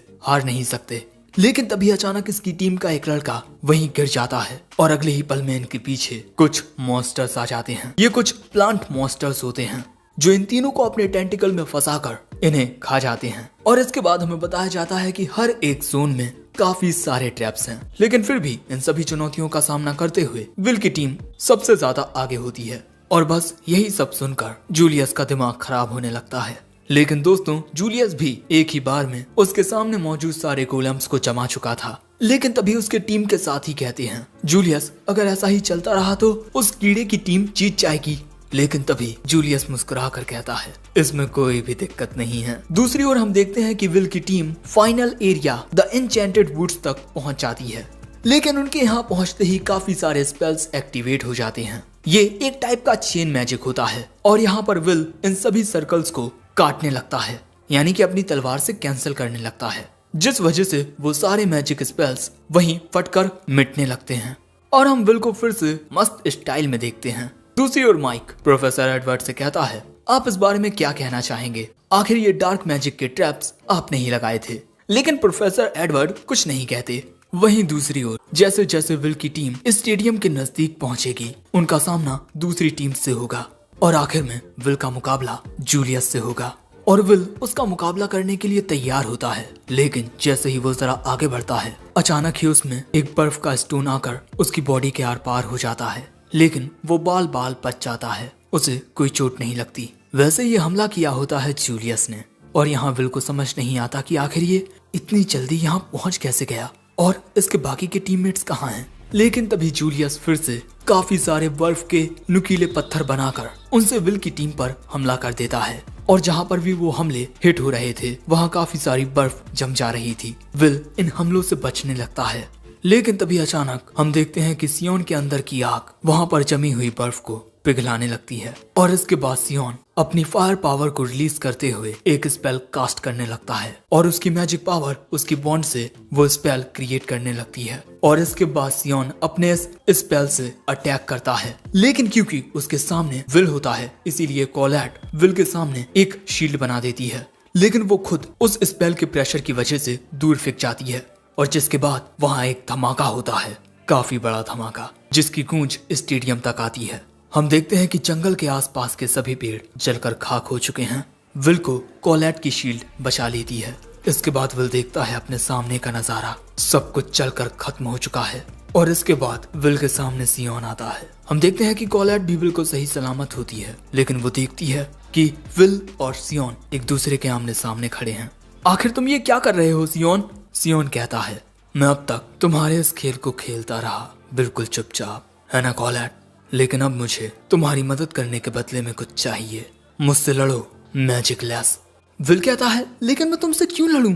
लेकिन सियोन विल पर हमला करना शुरू कर देता है, ये कहते हुए तुम मेरी आंखों में चुभते हो, मेरे कानों में चुभते हो, मुझे तुम्हें कुचलने के लिए कोई वजह नहीं चाहिए। इससे पहले कि कोलैट उन्हें रोकती अचानक ही उसके सामने एक बर्फ की दीवार बन जाती है। ये किया होता है जूलियस ने, जो अभी भी बिल्कुल सही सलामत होता है और वो अपने आइस मैजिक से कोलैट पर हमला कर देता है। लेकिन विल कोलैट की मदद करने नहीं जा सकता क्योंकि इस वक्त सियोन उस पर लगातार हमले किए जा रहा है और सियोन के हमले की वजह से विल की तलवार उसके हाथ से छूट जाती है। विल कहता है तुम ये क्या कर रहे हो सियोन, हमें एक दूसरे के साथ नहीं लड़ना है। लेकिन सियोन सिर्फ इतना कहता है जल्दी से अपनी तलवार उठाओ। सो अब विल भी अपनी तलवार उठा लेता है सियोन का सामना करने के लिए।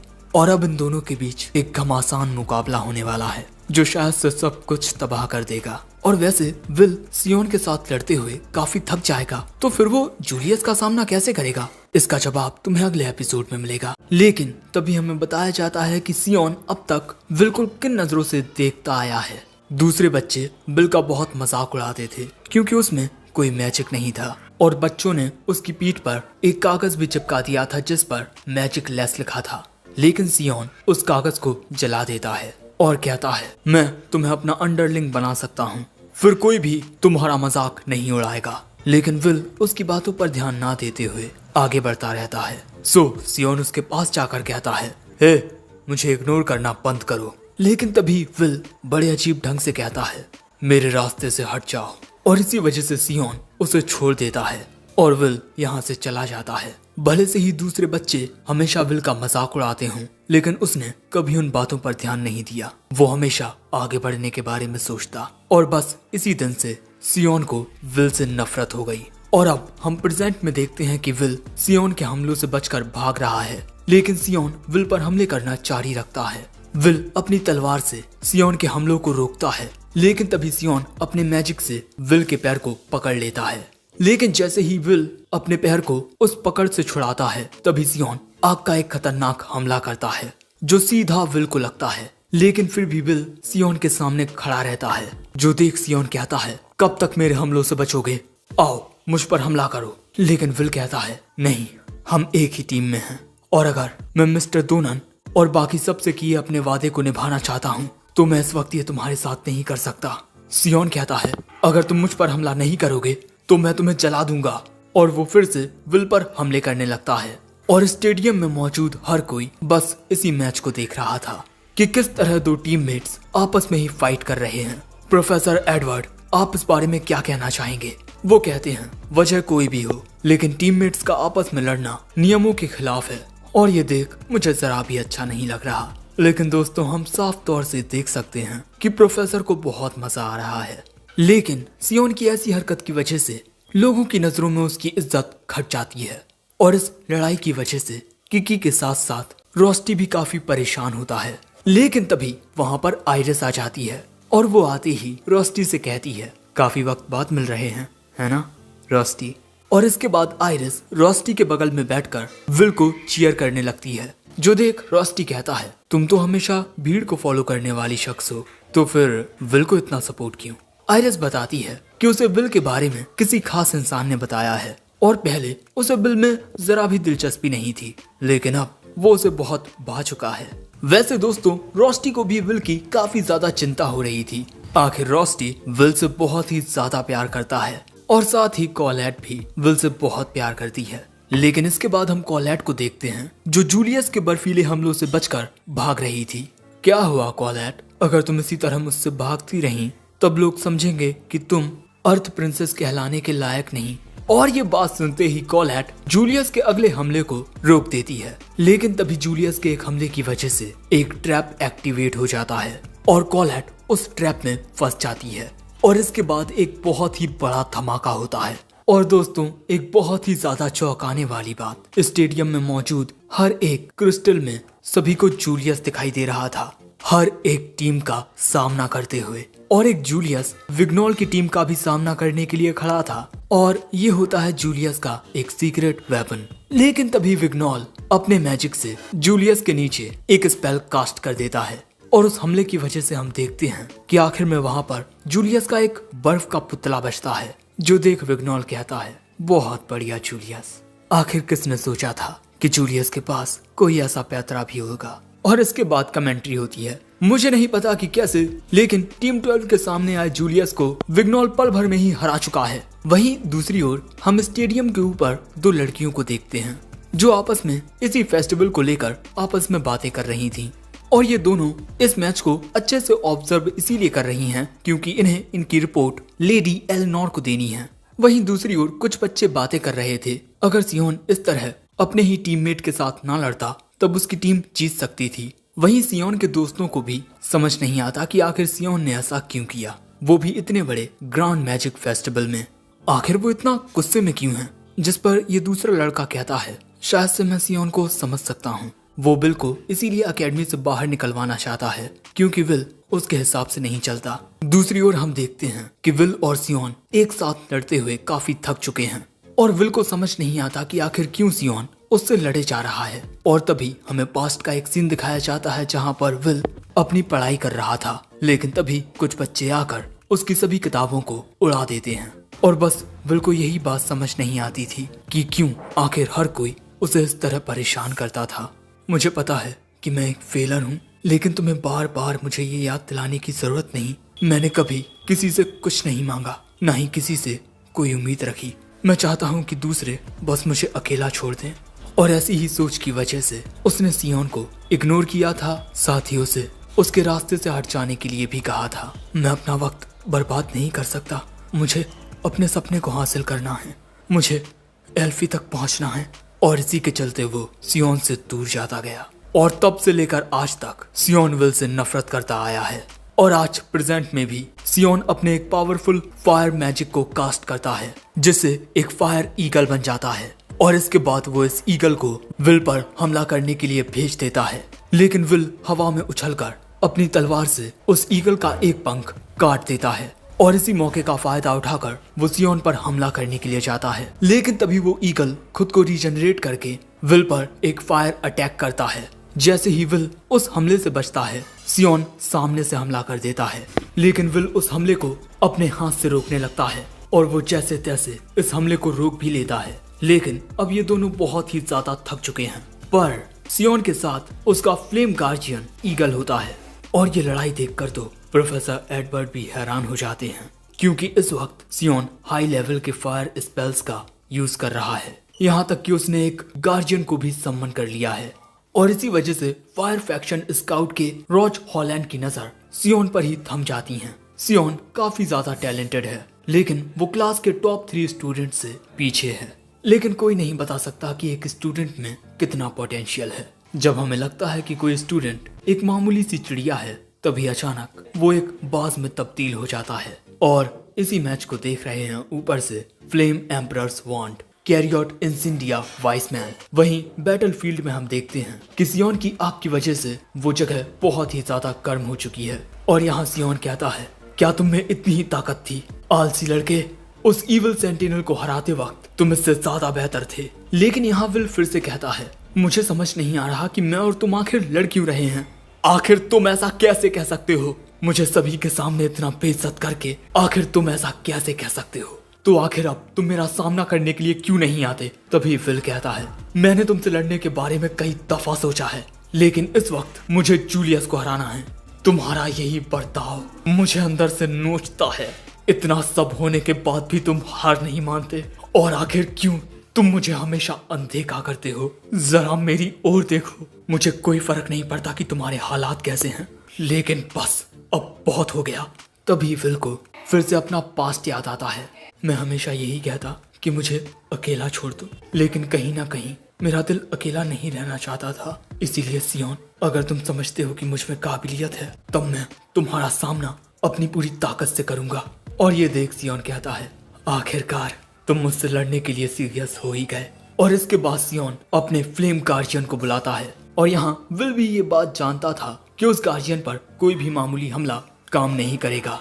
और इसके बाद सियोन का गार्जियन काफी सारे स्पेल्स को कास्ट करते हुए विल की ओर ही बढ़ने लगता है, लेकिन विल ये देखकर हार नहीं मानता। और इसके बाद विल उन हमलों से बचता हुआ, आग में से गुजरता हुआ उस गार्जियन के कोर को डिस्ट्रॉय कर देता है, जिसके अगले ही पल में वो गार्जियन खत्म हो जाता है। लेकिन फिर भी सियोन विल पर एक और हमला करता है, लेकिन विल जैसे ही सियोन पर अपना आखिरी वार करने वाला था, तभी अचानक इन दोनों के बीच में एक दीवार आ जाती है, जिस वजह से ये दोनों गिर जाते हैं। और ये दीवार बनाई थी कॉलेट ने, जिसके कपड़े कुछ ज्यादा ही फट चुके थे। विल पूछता है, जूलियस कहाँ है? कॉलेट बताती है, मुझसे लड़ते वक्त वो अचानक ही गायब हो गया। लेकिन तभी कॉलेट को देखकर सियोन कहता है, क्या तुमने देखा है कि तुम्हारे कपड़े फट चुके हैं? एक नोबल परिवार की बेटी होने के बावजूद भी तुम बिना किसी शर्म के 2 लड़कों के सामने खड़ी हो। कॉलेट कहती है, मुझे शर्म आ रही है, और वैसे ये तुम दोनों की लड़ाई की वजह से हुआ है। वैसे विल, तुम्हें आगे बढ़ना चाहिए, क्योंकि तुम्हें जूलियस का मुकाबला करना है। मैं यहाँ सब कुछ संभाल लूंगी, लेकिन तभी सियोन कहता है, नहीं कॉलेट, तुम भी मेरे रास्ते में नहीं आ सकती। वो कहती है, रास्ते में मैं नहीं, तुम आ रहे हो। विल के पास ये कितना अच्छा मौका था अपनी काबिलियत दिखाने का, लेकिन तभी विल कॉलेट को अपना कोट पहना देता है और इसके बाद उसे शुक्रिया कहता है और इसके बाद वहां से जाने लगता है। माफ करना सियोन, हम दोनों इस लड़ाई को बाद में कंटिन्यू करेंगे। और ये देख सियोन गुस्से के मारे अपने ही दांतों को चबाने लगता है। वहीं दूसरी ओर स्टेडियम में सभी लोगों की नजरें होती हैं कि आखिर कौन स्टेडियम में सबसे पहले आएगा। और जैसे ही दरवाजा खुलता है, जूलियस की टीम सबसे पहले स्टेडियम में आती है, यानी टीम 9। और इन्हें रोकने वाला यहाँ कोई नहीं है, इसीलिए इस बार का ग्लोरियस क्राउन जाता है। लेकिन अगले ही पल में स्टेडियम के ऊपर से छलांग मारता है विल। और जैसे ही वो स्टेडियम के अंदर अपने कदम रखता है, एक धमाका होता है जिस वजह से सभी हैरान हो जाते हैं। लेकिन जो जूलियस होता है वो विल को स्टेडियम में देखता है। मैं तुम्हें चैलेंज करने के लिए आया हूँ जूलियस। और उसे देखकर जूलियस मुस्कुराता है और इसी के साथ ये एपिसोड एंड हो जाता है। एपिसोड 7 की शुरुआत में हमें द विजार्ड टावर दिखाया जाता है और इस टावर में हम एल्फेरिया को देखते हैं। तभी एल्फेरिया के पास एक औरत आती है, लेकिन वो देखती है कि एल्फेरिया सो रही है, इसीलिए वो उसे जगाकर कहती है, आप एक मैगिया वांडर हैं और आप इस तरह से सो रही थी। सो एल्फेरिया पूछती है, आप यहाँ क्यों आई हैं? सारिसा एल्फेरिया को सभी पोटेंशियल कैंडिडेट्स के बारे में बताती है जिनको स्काउट्स रिकमेंड कर रहे हैं और इनमें से एक है आइस फैक्शन का बेस्ट कैंडिडेट जूलियस रेनबर्ग। ये लड़का आपका उत्तराधिकारी बनने के लायक है। एल्फेरिया कहती है, मेरा सक्सेसर। और इसके बाद हमें स्टेडियम का सीन दिखाया जाता है जहां पर विल आ चुका था जूलियस का सामना करने के लिए। यानी कि इस वक्त सामना होने वाला है टीम 9 और टीम 6 के विल के बीच। यहाँ जूलियस कहता है, तुम्हें देखकर मैं बहुत खुश हुआ, क्योंकि इस तरह जीतकर मुझे जरा भी खुशी नहीं हो रही थी, लेकिन अब तुम्हें सभी के सामने बेइज्जत करके मुझे सुकून मिलेगा। लेकिन विल कहता है, जब तक तुम मिस्टर दूनन और बाकी सबसे माफी नहीं मांगोगे जूलियस, तब तक मेरे हारने का कोई इरादा नहीं है। ये बात सुन जूलियस अपने आइस मैजिक से स्टेडियम में बर्फीली धुंध फैला देता है, जिस वजह से विल को समझ नहीं आता कि जूलियस कहाँ है। लेकिन वो ये महसूस कर सकता था कि वो तीनों उस पर हमला करने वाले हैं। और तभी विल के ऊपर एक हमला होता है। उस हमले से बचकर विल उसी ओर जाने लगता है जिस ओर से वो हमला आया था, क्योंकि भले से ही वो इस धुएं के बीच उन्हें ना देख सके, लेकिन वो उनके हमले की लोकेशन को देखकर पता लगा सकता है कि वो लोग किस ओर हैं। और इसी तरह विल जूलियस की लोकेशन का पता लगा लेता है। लेकिन तभी जूलियस मुस्कुराता है और दूसरी साइड से विल पर एक अटैक होता है। विल को समझ नहीं आता कि आखिर ये चौथी ओर से हमला कैसे आया। लेकिन तभी असली जूलियस कहता है, क्या हुआ तुम्हें? अभी तो हम तीनों ने कुछ करना भी शुरू नहीं किया। और अगले सीन में हम विल के साथ बाकी सबको भी बहुत हैरान देखते हैं, क्योंकि स्टेडियम में एक जूलियस नहीं बल्कि 4 या 5 जूलियस थे। अब इससे पहले कि विल कुछ समझ पाता, एक जूलियस उसके पास आकर फट जाता है। यानी कि ये जो नकली जूलियस हैं वो फटते भी हैं। और उसके फटने की वजह से हम देखते हैं कि विल बर्फ में काफी हद तक जम जाता है। लेकिन जूलियस की इस मैजिक स्पेल को देखकर प्रोफेसर एडवर्ड भी हैरान थे, क्योंकि ये स्पेल उन सीक्रेट आर्ट्स में से एक है जिन्हें एल्फेरिया ने डिस्कवर किया था। एल ग्रेस फोर्स, एल्फेरिया के 12 मास्टरपीस स्पेल्स जिन्हें सीरियल मैजिक कहा जाता है। और इस वक्त जूलियस उन्हीं 12 में से एक स्पेल का यूज कर रहा है, L1 आर्सवेस, एक ऐसा स्पेल जो इसके कास्टर के कई सारे बर्फ की कॉपीज बना देता है। विल पूछता है, आखिर तुम एल्फी के मैजिक का यूज कैसे कर पा रहे हो? जूलियस हंसते हुए जवाब देता है, नेचुरल टैलेंट, मैंने ये सीक्रेट आर्ट मैजिक खुद से ही सीख लिया।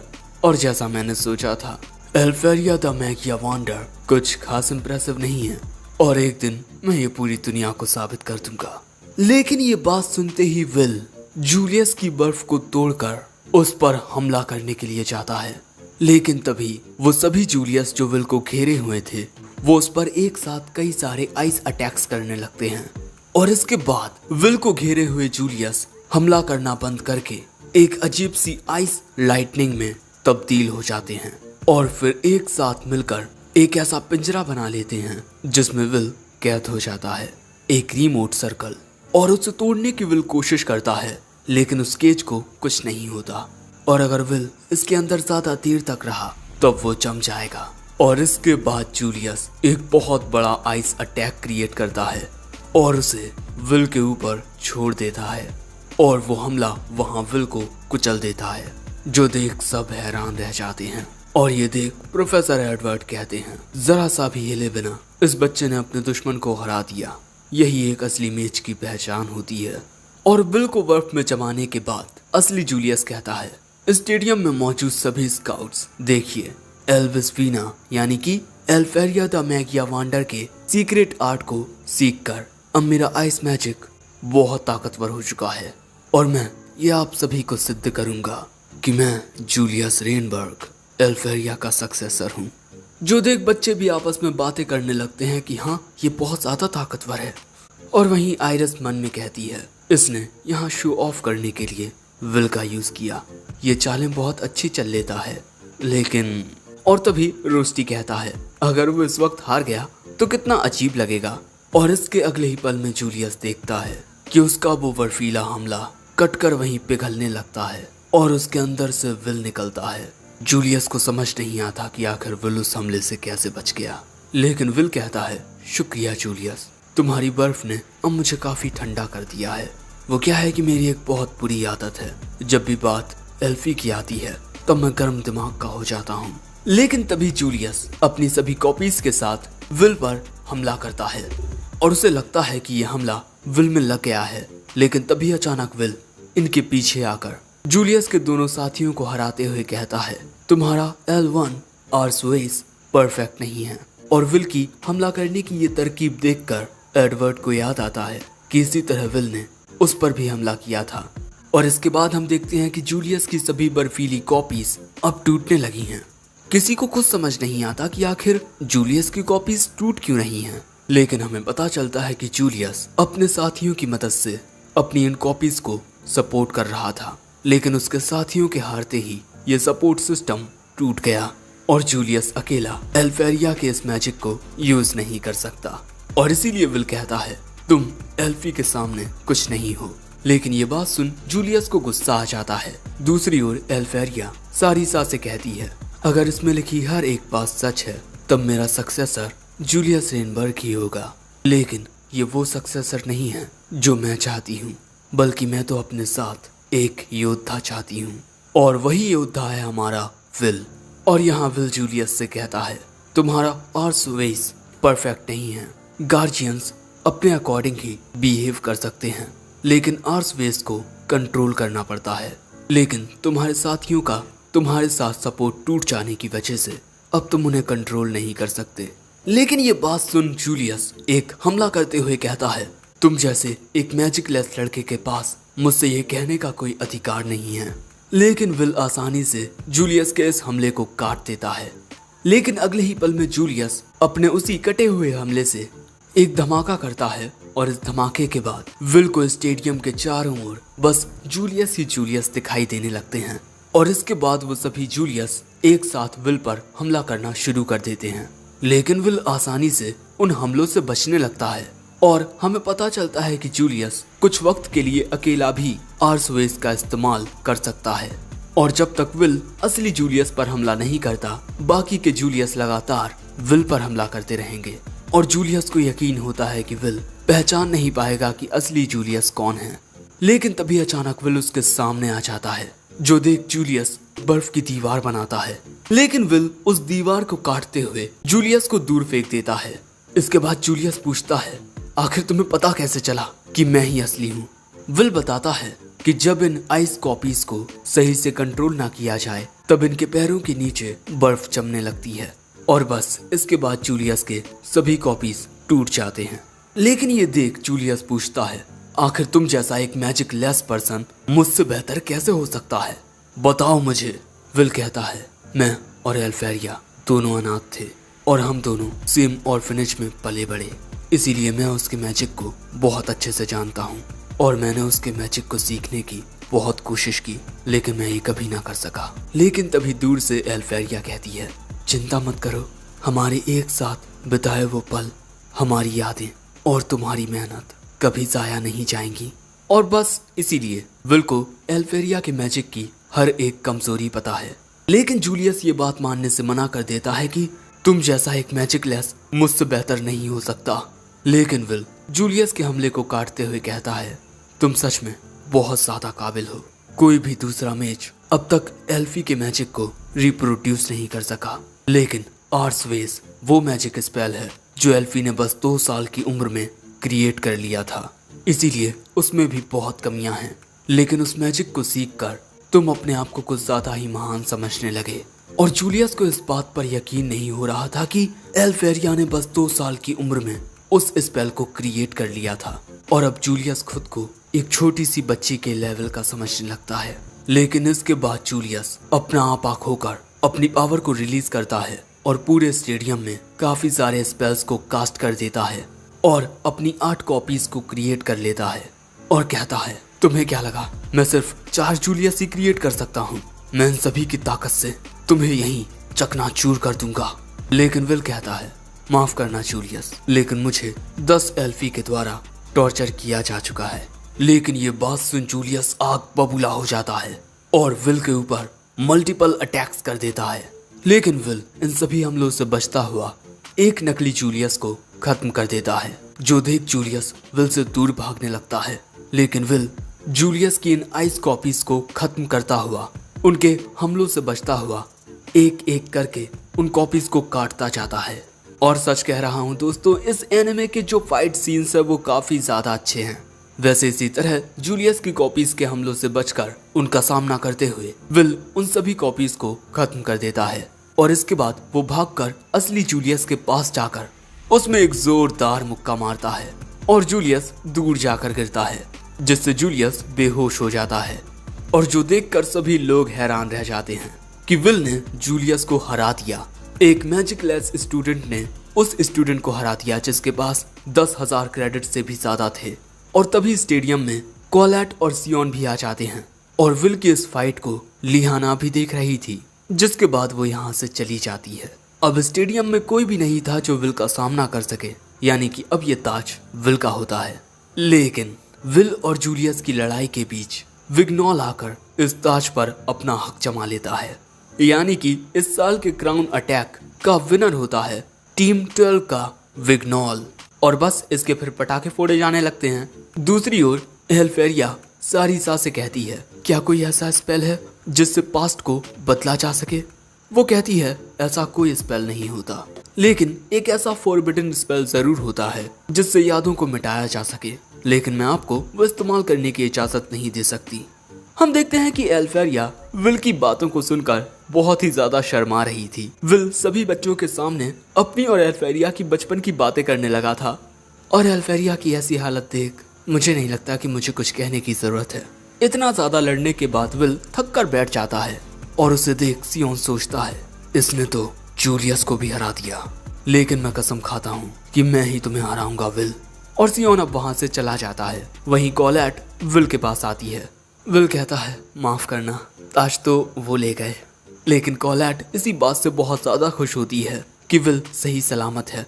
और इसके बाद विल टावर की ओर अपना हाथ बढ़ाकर कहता है, भले ही मुझे ताज ना मिला हो, लेकिन मैंने अपना वादा निभाया। और इसी के साथ ही एपिसोड एंड हो जाता है। एपिसोड 8 की शुरुआत में हमें स्लमलैंड स्ट्रीट का सीन दिखाया जाता है, जहां पर डोनन और बाकी के ड्वार्फ्स विल के सम्मान में जश्न कर रहे थे। विल जिसने ड्वार्फ्स के लिए फाइट की। यहाँ पर कोलैट औरतों के साथ थी और विल डोनन और बाकी सब के साथ। जो प्रोफेसर वर्कनर थे वो इन टाइप को शुक्रिया कह रहे थे क्योंकि ये विल का काफी ख्याल रखते हैं। इसी तरह पार्टी करते करते काफी वक्त गुजर जाता है और इसके बाद डोनन पूछता है, विल क्या तुम्हें टावर ने भर्ती किया? कोलैट बताती है कि नहीं, क्योंकि हमारी टीम ने आपस में ही फाइट की और इसके अलावा हम ताज भी नहीं जीत सके। ये सारी गलती उस सियोन की है। वैसे सियोन को विल ने इस पार्टी में बुलाया था, लेकिन उसने आने से मना कर दिया। लेकिन फिर भी जो होना चाहिए था वही हुआ। विल जीत गया और जूलियस ने इन सभी से माफी मांगी और अब वो पार्टी के बर्तन साफ कर रहा है और इसी के साथ जूलियस के टीममेट सर्व कर रहे थे। और तभी जूलियस से आंटी कहती हैं, बर्तन साफ करने में कितना वक्त लगेगा, जाओ ये ऑर्डर देकर आओ। विल से हारने की वजह से जूलियस टावर में भर्ती नहीं हो सका और अब उसे ये सब काम करना पड़ रहा है।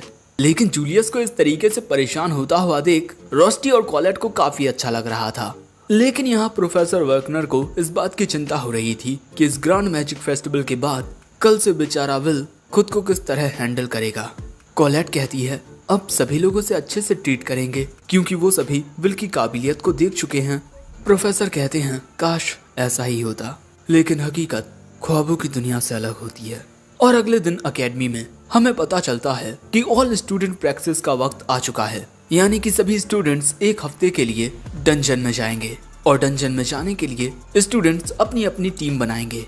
और वहीं हम कॉलेट और विल को एक साथ देखते हैं और इनके पास दो बच्चे आकर कहते हैं, हे आलसी, क्या तुम हमारी टीम को ज्वाइन करोगे? लेकिन तभी कुछ और लड़कियां आकर कहती हैं, नहीं, वो हमारी टीम को ज्वाइन करेगा। और इसी तरह कुछ और बच्चे भी आ जाते हैं। हर कोई चाहता है कि विल उनकी टीम को ज्वाइन करे और बेचारा विल अब इसी बात से परेशान होने लगता है क्योंकि ये सभी कह रहे थे, हमारी टीम को ज्वाइन करो, नहीं हमारी, अरे नहीं हमारी। लेकिन दूसरी ओर हम लिहाना, विग्नॉल और सियोन को एक साथ देखते हैं और हमें पता चलता है कि ग्रैंड मैजिक फेस्टिवल में विल की काबिलियत देखने के बाद हर कोई विल से थोड़ा अजीब बिहेव कर रहा है। शायद से प्रोफेसर वर्कनर के कहने का यही मतलब था। वैसे विल को बचाने के लिए अब कॉलेट सामने आती है कि विल को इस तरह परेशान करना बंद करो। और यहाँ कॉलेट को लगता है कि विल गुस्सा हो गया है, लेकिन असल में विल को काफी ज्यादा अच्छा लग रहा था क्योंकि इतने सारे बच्चे चाहते हैं कि वो उनकी टीम को ज्वाइन करे। और तभी एक लड़की कहती है, कॉलेट, तुम हमेशा विल को सिर्फ अपने पास रखना चाहती हो, है ना? लेकिन हम चाहते हैं कि तुम हमारे साथ डंजन में जाओ विल। लेकिन तभी कॉलेट उस लड़की से विल का हाथ छुड़ा कर कहती है, मेरे और विल के कुछ प्लान्स हैं, हम कल शॉपिंग जाने वाले हैं। अब ये कहने के बाद कॉलेट रात में अपने ही कमरे में बहुत ज्यादा शर्मा रही थी कि उसने जल्दबाजी में ये क्या कह दिया, क्योंकि कहीं ना कहीं उस बात का मतलब डेट है। और तभी कॉलेट की दोस्त उसके पास आती है, रोज फ्रेनाइट, और वो कॉलेट के लिए कॉफी लेकर आती है। तुम विल के साथ कल शॉपिंग जाने वाली हो, है ना? तो इसके लिए तुम्हें अच्छे से तैयार होना पड़ेगा और मुझे लगता है कि तुम्हें कोई क्यूट आउटफिट पहनकर जाना चाहिए। वहीं दूसरी ओर हम विल को देखते हैं जो अपनी स्टडी कर रहा था। तभी रोस्टी उससे कहता है, कल स्कूल की छुट्टी है, क्या तुम फिर से डंजन में जाने वाले हो?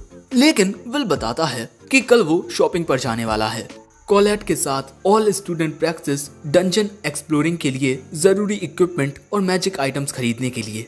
रोस्टी पूछता है, तुम कॉलेट के साथ अकेले जाने वाले हो? वो कहता है, हाँ। लेकिन ये बात सुन रोस्टी का मूड खराब हो जाता है। अब अगले दिन हमें सेंट वियोला स्क्वायर का सीन दिखाया जाता है जहाँ पर विल और कॉलेट मिलने वाले हैं और कॉलेट बहुत ही अच्छे से तैयार होकर आ चुकी है और कॉलेट आज पूरी कोशिश करने वाली है आज की इस शॉपिंग को डेट बनाने के लिए। और तभी वहां पहुंच जाता है विल। मुझे लगा कि मैं जल्दी आ रहा हूँ, लेकिन तुम तो मुझसे भी जल्दी आ गई। कॉलेट बताती है कि वह आज सुबह जल्दी उठ गई थी। लेकिन तभी विल कॉलेट को देखकर कहता है, ये आउटफिट और हेयर स्टाइल तुम पर बहुत अच्छा लग रहा है। और ये बात सुनकर कॉलेट कुछ ज्यादा ही शर्मा जाती है और इसके बाद वो शर्माते हुए विल को थैंक्स कहती है।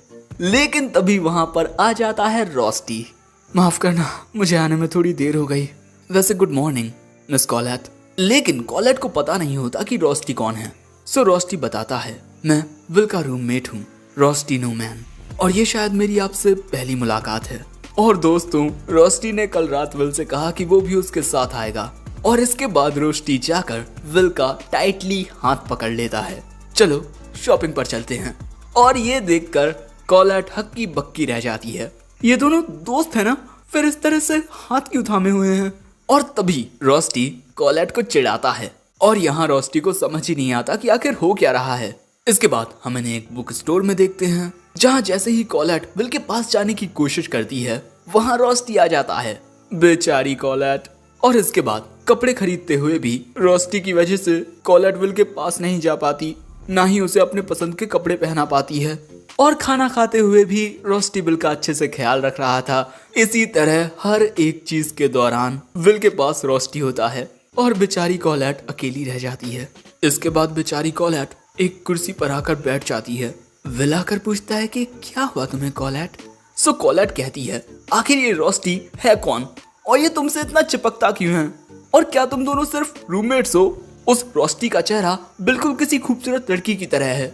सो विल कहता है रोस्टी बिना किसी संदेह के एक लड़का है, मैंने उसके साथ नहाया है और मैं मानता हूँ कि वो थोड़ा अजीब है, लेकिन जब से मैं उससे मिला हूँ वो ऐसा ही है। और तभी रोस्टी 2 ड्रिंक लेकर आता है, एक कॉलेट के लिए और एक विल के लिए। विल पूछता है कि तुम्हारी ड्रिंक कहाँ है रोस्टी। वो कहता है मुझे जरूरत नहीं, मैं तुम्हारी ही पी लूंगा। ये बात सुन कॉलेट कहती है ये लो तुम ये पी लो। अब ये देख रोस्टी कहता है विल तुम्हारी तलवार को मेंटेनेंस की जरूरत है, तुम जाकर उसे सही करवा लो। कॉलेट भी कहती है हम जैसे मेचेस का उन ड्वार्फ्स के बीच साथ आ जाना शायद उन्हें अच्छा ना लगे। सो अब विल उनकी बात मानकर वहाँ से चला जाता है। उसके जाने के बाद कॉलेट एक गहरी सांस लेकर रोस्टी से सीधा पूछती है ऐसा मुझे लगता है या फिर तुम विल को एक दोस्त से ज्यादा प्यार करते हो। ये बात सुन रोस्टी खड़ा होकर कॉलेट से कहता है हाँ ये सच है, मैं विल से सबसे ज्यादा प्यार करता हूँ और विल मुझसे तुमसे ज्यादा प्यार करता है। सो कॉलेट कहती है 4 साल पहले तक विल और मैं अक्सर एक दूसरे के गले लगते थे। सो रोस्टी कहता है लेकिन तुम अब तक विल के साथ नहाई नहीं होगी है ना। लेकिन मैं तो हर रात विल के साथ नहाता हूँ। कॉलेट पूछती है आखिर तुम नहाते वक्त करते क्या हो। वो कहता है इसका जवाब तो तुम जानती होगी ना। देखकर लगता है कि इनके बीच कड़ा मुकाबला होने वाला है। दूसरी ओर हम विल को देखते हैं जो जाते हुए यही सोच रहा था कि वो दोनों थोड़ा अजीब बिहेव कर रहे हैं। लेकिन तभी अचानक विल के पीछे लिहाना आ जाती है। लिहाना ओनजोस जिसे मिस परफेक्ट भी कहा जाता है, जो काइंड ऑफ विल के बिल्कुल ऑपोजिट है। विल पूछता है क्या तुम्हें मुझसे कोई काम है। वो कहती है मुझे तुम्हारा थोड़ा वक्त चाहिए, प्लीज मेरे साथ चलो। इसके बाद हमें capital of magic tea house night दिखाया जाता है और यहाँ लिहाना विल को एक कमरे में लेकर आती है जिसमें एकेडमी के टॉप 4 स्टूडेंट थे, लिहाना को मिलाकर सियोन, जूलियस और विग्नॉल। और लिहाना चाहती है कि ऑल स्टूडेंट प्रैक्टिस में ये पांचों एक टीम बनाएं डंजन में जाने के लिए। लेकिन सियोन इस बात से नाराज हो जाता है कि ये आलसी यहाँ क्या कर रहा है।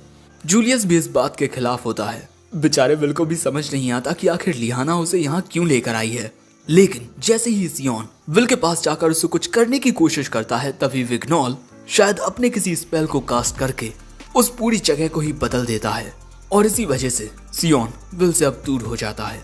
ये दोस्तों एक इल्यूजन मैजिक है, एल्फ्स का सबसे ज्यादा कमाल का मैजिक। और यहाँ विग्नॉल कहता है क्यों ना पहले हम लिहाना की पूरी बात सुन लें। इसके बाद लिहाना कहती है मैं एक ऐसी टीम बनाना चाहती हूँ जिसमें हमारी एकेडमी के बेस्ट स्टूडेंट्स हों, जिसमें मैं इस लड़के को भी लेना चाहती हूँ। मैंने ग्रैंड मैजिक फेस्टिवल में से देखा इसके पास कोई ऐसी काबिलियत है जो हम में नहीं।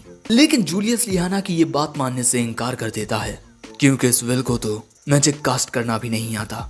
सियोन भी उस टीम को ज्वाइन करने से मना कर देता है जिसमें विल होगा। लेकिन विग्नॉल कहता है तुम दोनों किसी को कमजोर कैसे कह सकते हो जिसने तुम दोनों को हराया हो।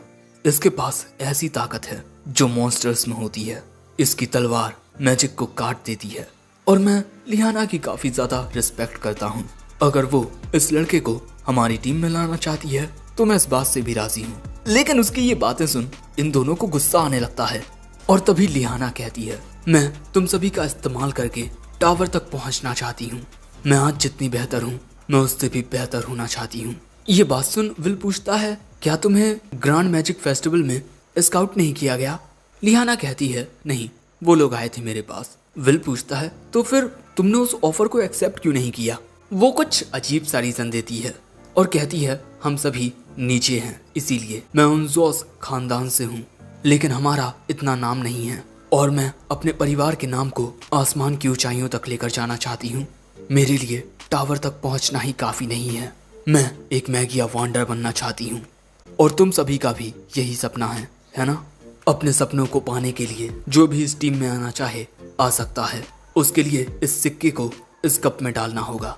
जिसके बाद विग्नॉल अपने सिक्के को उस कप की ओर उछाल देता है। उसी के साथ सियोन और जूलियस भी अपने बेहतर फ्यूचर के लिए उसमें अपने अपने सिक्के को डाल देते हैं और अब विल के हाथ में भी एक सिक्का बचा था।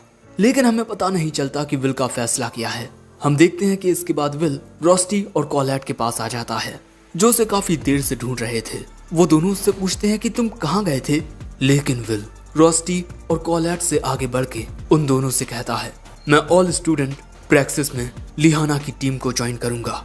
विल के इस फैसले से लिहाना भी खुश होती है क्योंकि विल अपना सिक्का उस कप में डाल चुका है। अगले दिन अकेडमी में प्रोफेसर वर्कनर बच्चों को बताते हैं कि 10 दिन बाद ऑल स्टूडेंट प्रैक्टिस होने वाला है और एक लिमिटेड टाइम के लिए 7 से 10 तक के फ्लोर को अनलॉक कर दिया जाएगा और यही तुम सभी स्टूडेंट्स के पास आखिरी मौका है जिससे तुम 1000 से भी ज्यादा क्रेडिट्स को अर्न कर सकते हो। ये तुम सभी के पास एक सुनहरा मौका है और इस मौके का फायदा उठाकर तुम सभी हर एक उस फील्ड में क्रेडिट्स को अर्न कर सकते हो जिसमें तुम कमजोर हो। लेकिन इस दौरान कुछ स्टूडेंट्स मारे भी जा सकते हैं। पिछले साल 4 स्टूडेंट्स को मॉन्स्टर्स ने खा लिया था। एक्सप्लोरेशन के दौरान हम प्रोफेसर्स भी डंजन में रहेंगे, लेकिन इसका मतलब ये नहीं कि तुम लोग कोई गलती कर सकते हो, क्योंकि एक छोटी सी गलती तुम्हारी जान ले सकती है। और इसके बाद हमें 7th फ्लोर का बेस कैंप दिखाया जाता है जहाँ पर हम लिहाना की टीम को देखते हैं, लेकिन इनके साथ कॉलेट भी होती है। कॉलेट का कहना है कि अगर विल जाएगा तो मैं भी उसके साथ जाऊंगी, लेकिन रॉस्टी विल के साथ नहीं जा पाता क्योंकि आर्टिफिशिंग ट्रैक के बच्चे बेस कैंप पर ही रहेंगे। लेकिन रॉस्टी विल के लिए काफी सारे मैजिक आइटम्स बना देता है। इसके बाद हमें फ्लोर 6 का बेस कैंप सेंट्रल क्लीनिंग दिखाया जाता है जहां प्रोफेसर्स बच्चों से कहते हैं, तुम सभी के पास बस 1 हफ्ता है, तुम्हें इस डंजन में जिंदा रहने के लिए अपनी जी जान एक करनी होगी और हर एक फ्लोर पर एक बेस कैंप है।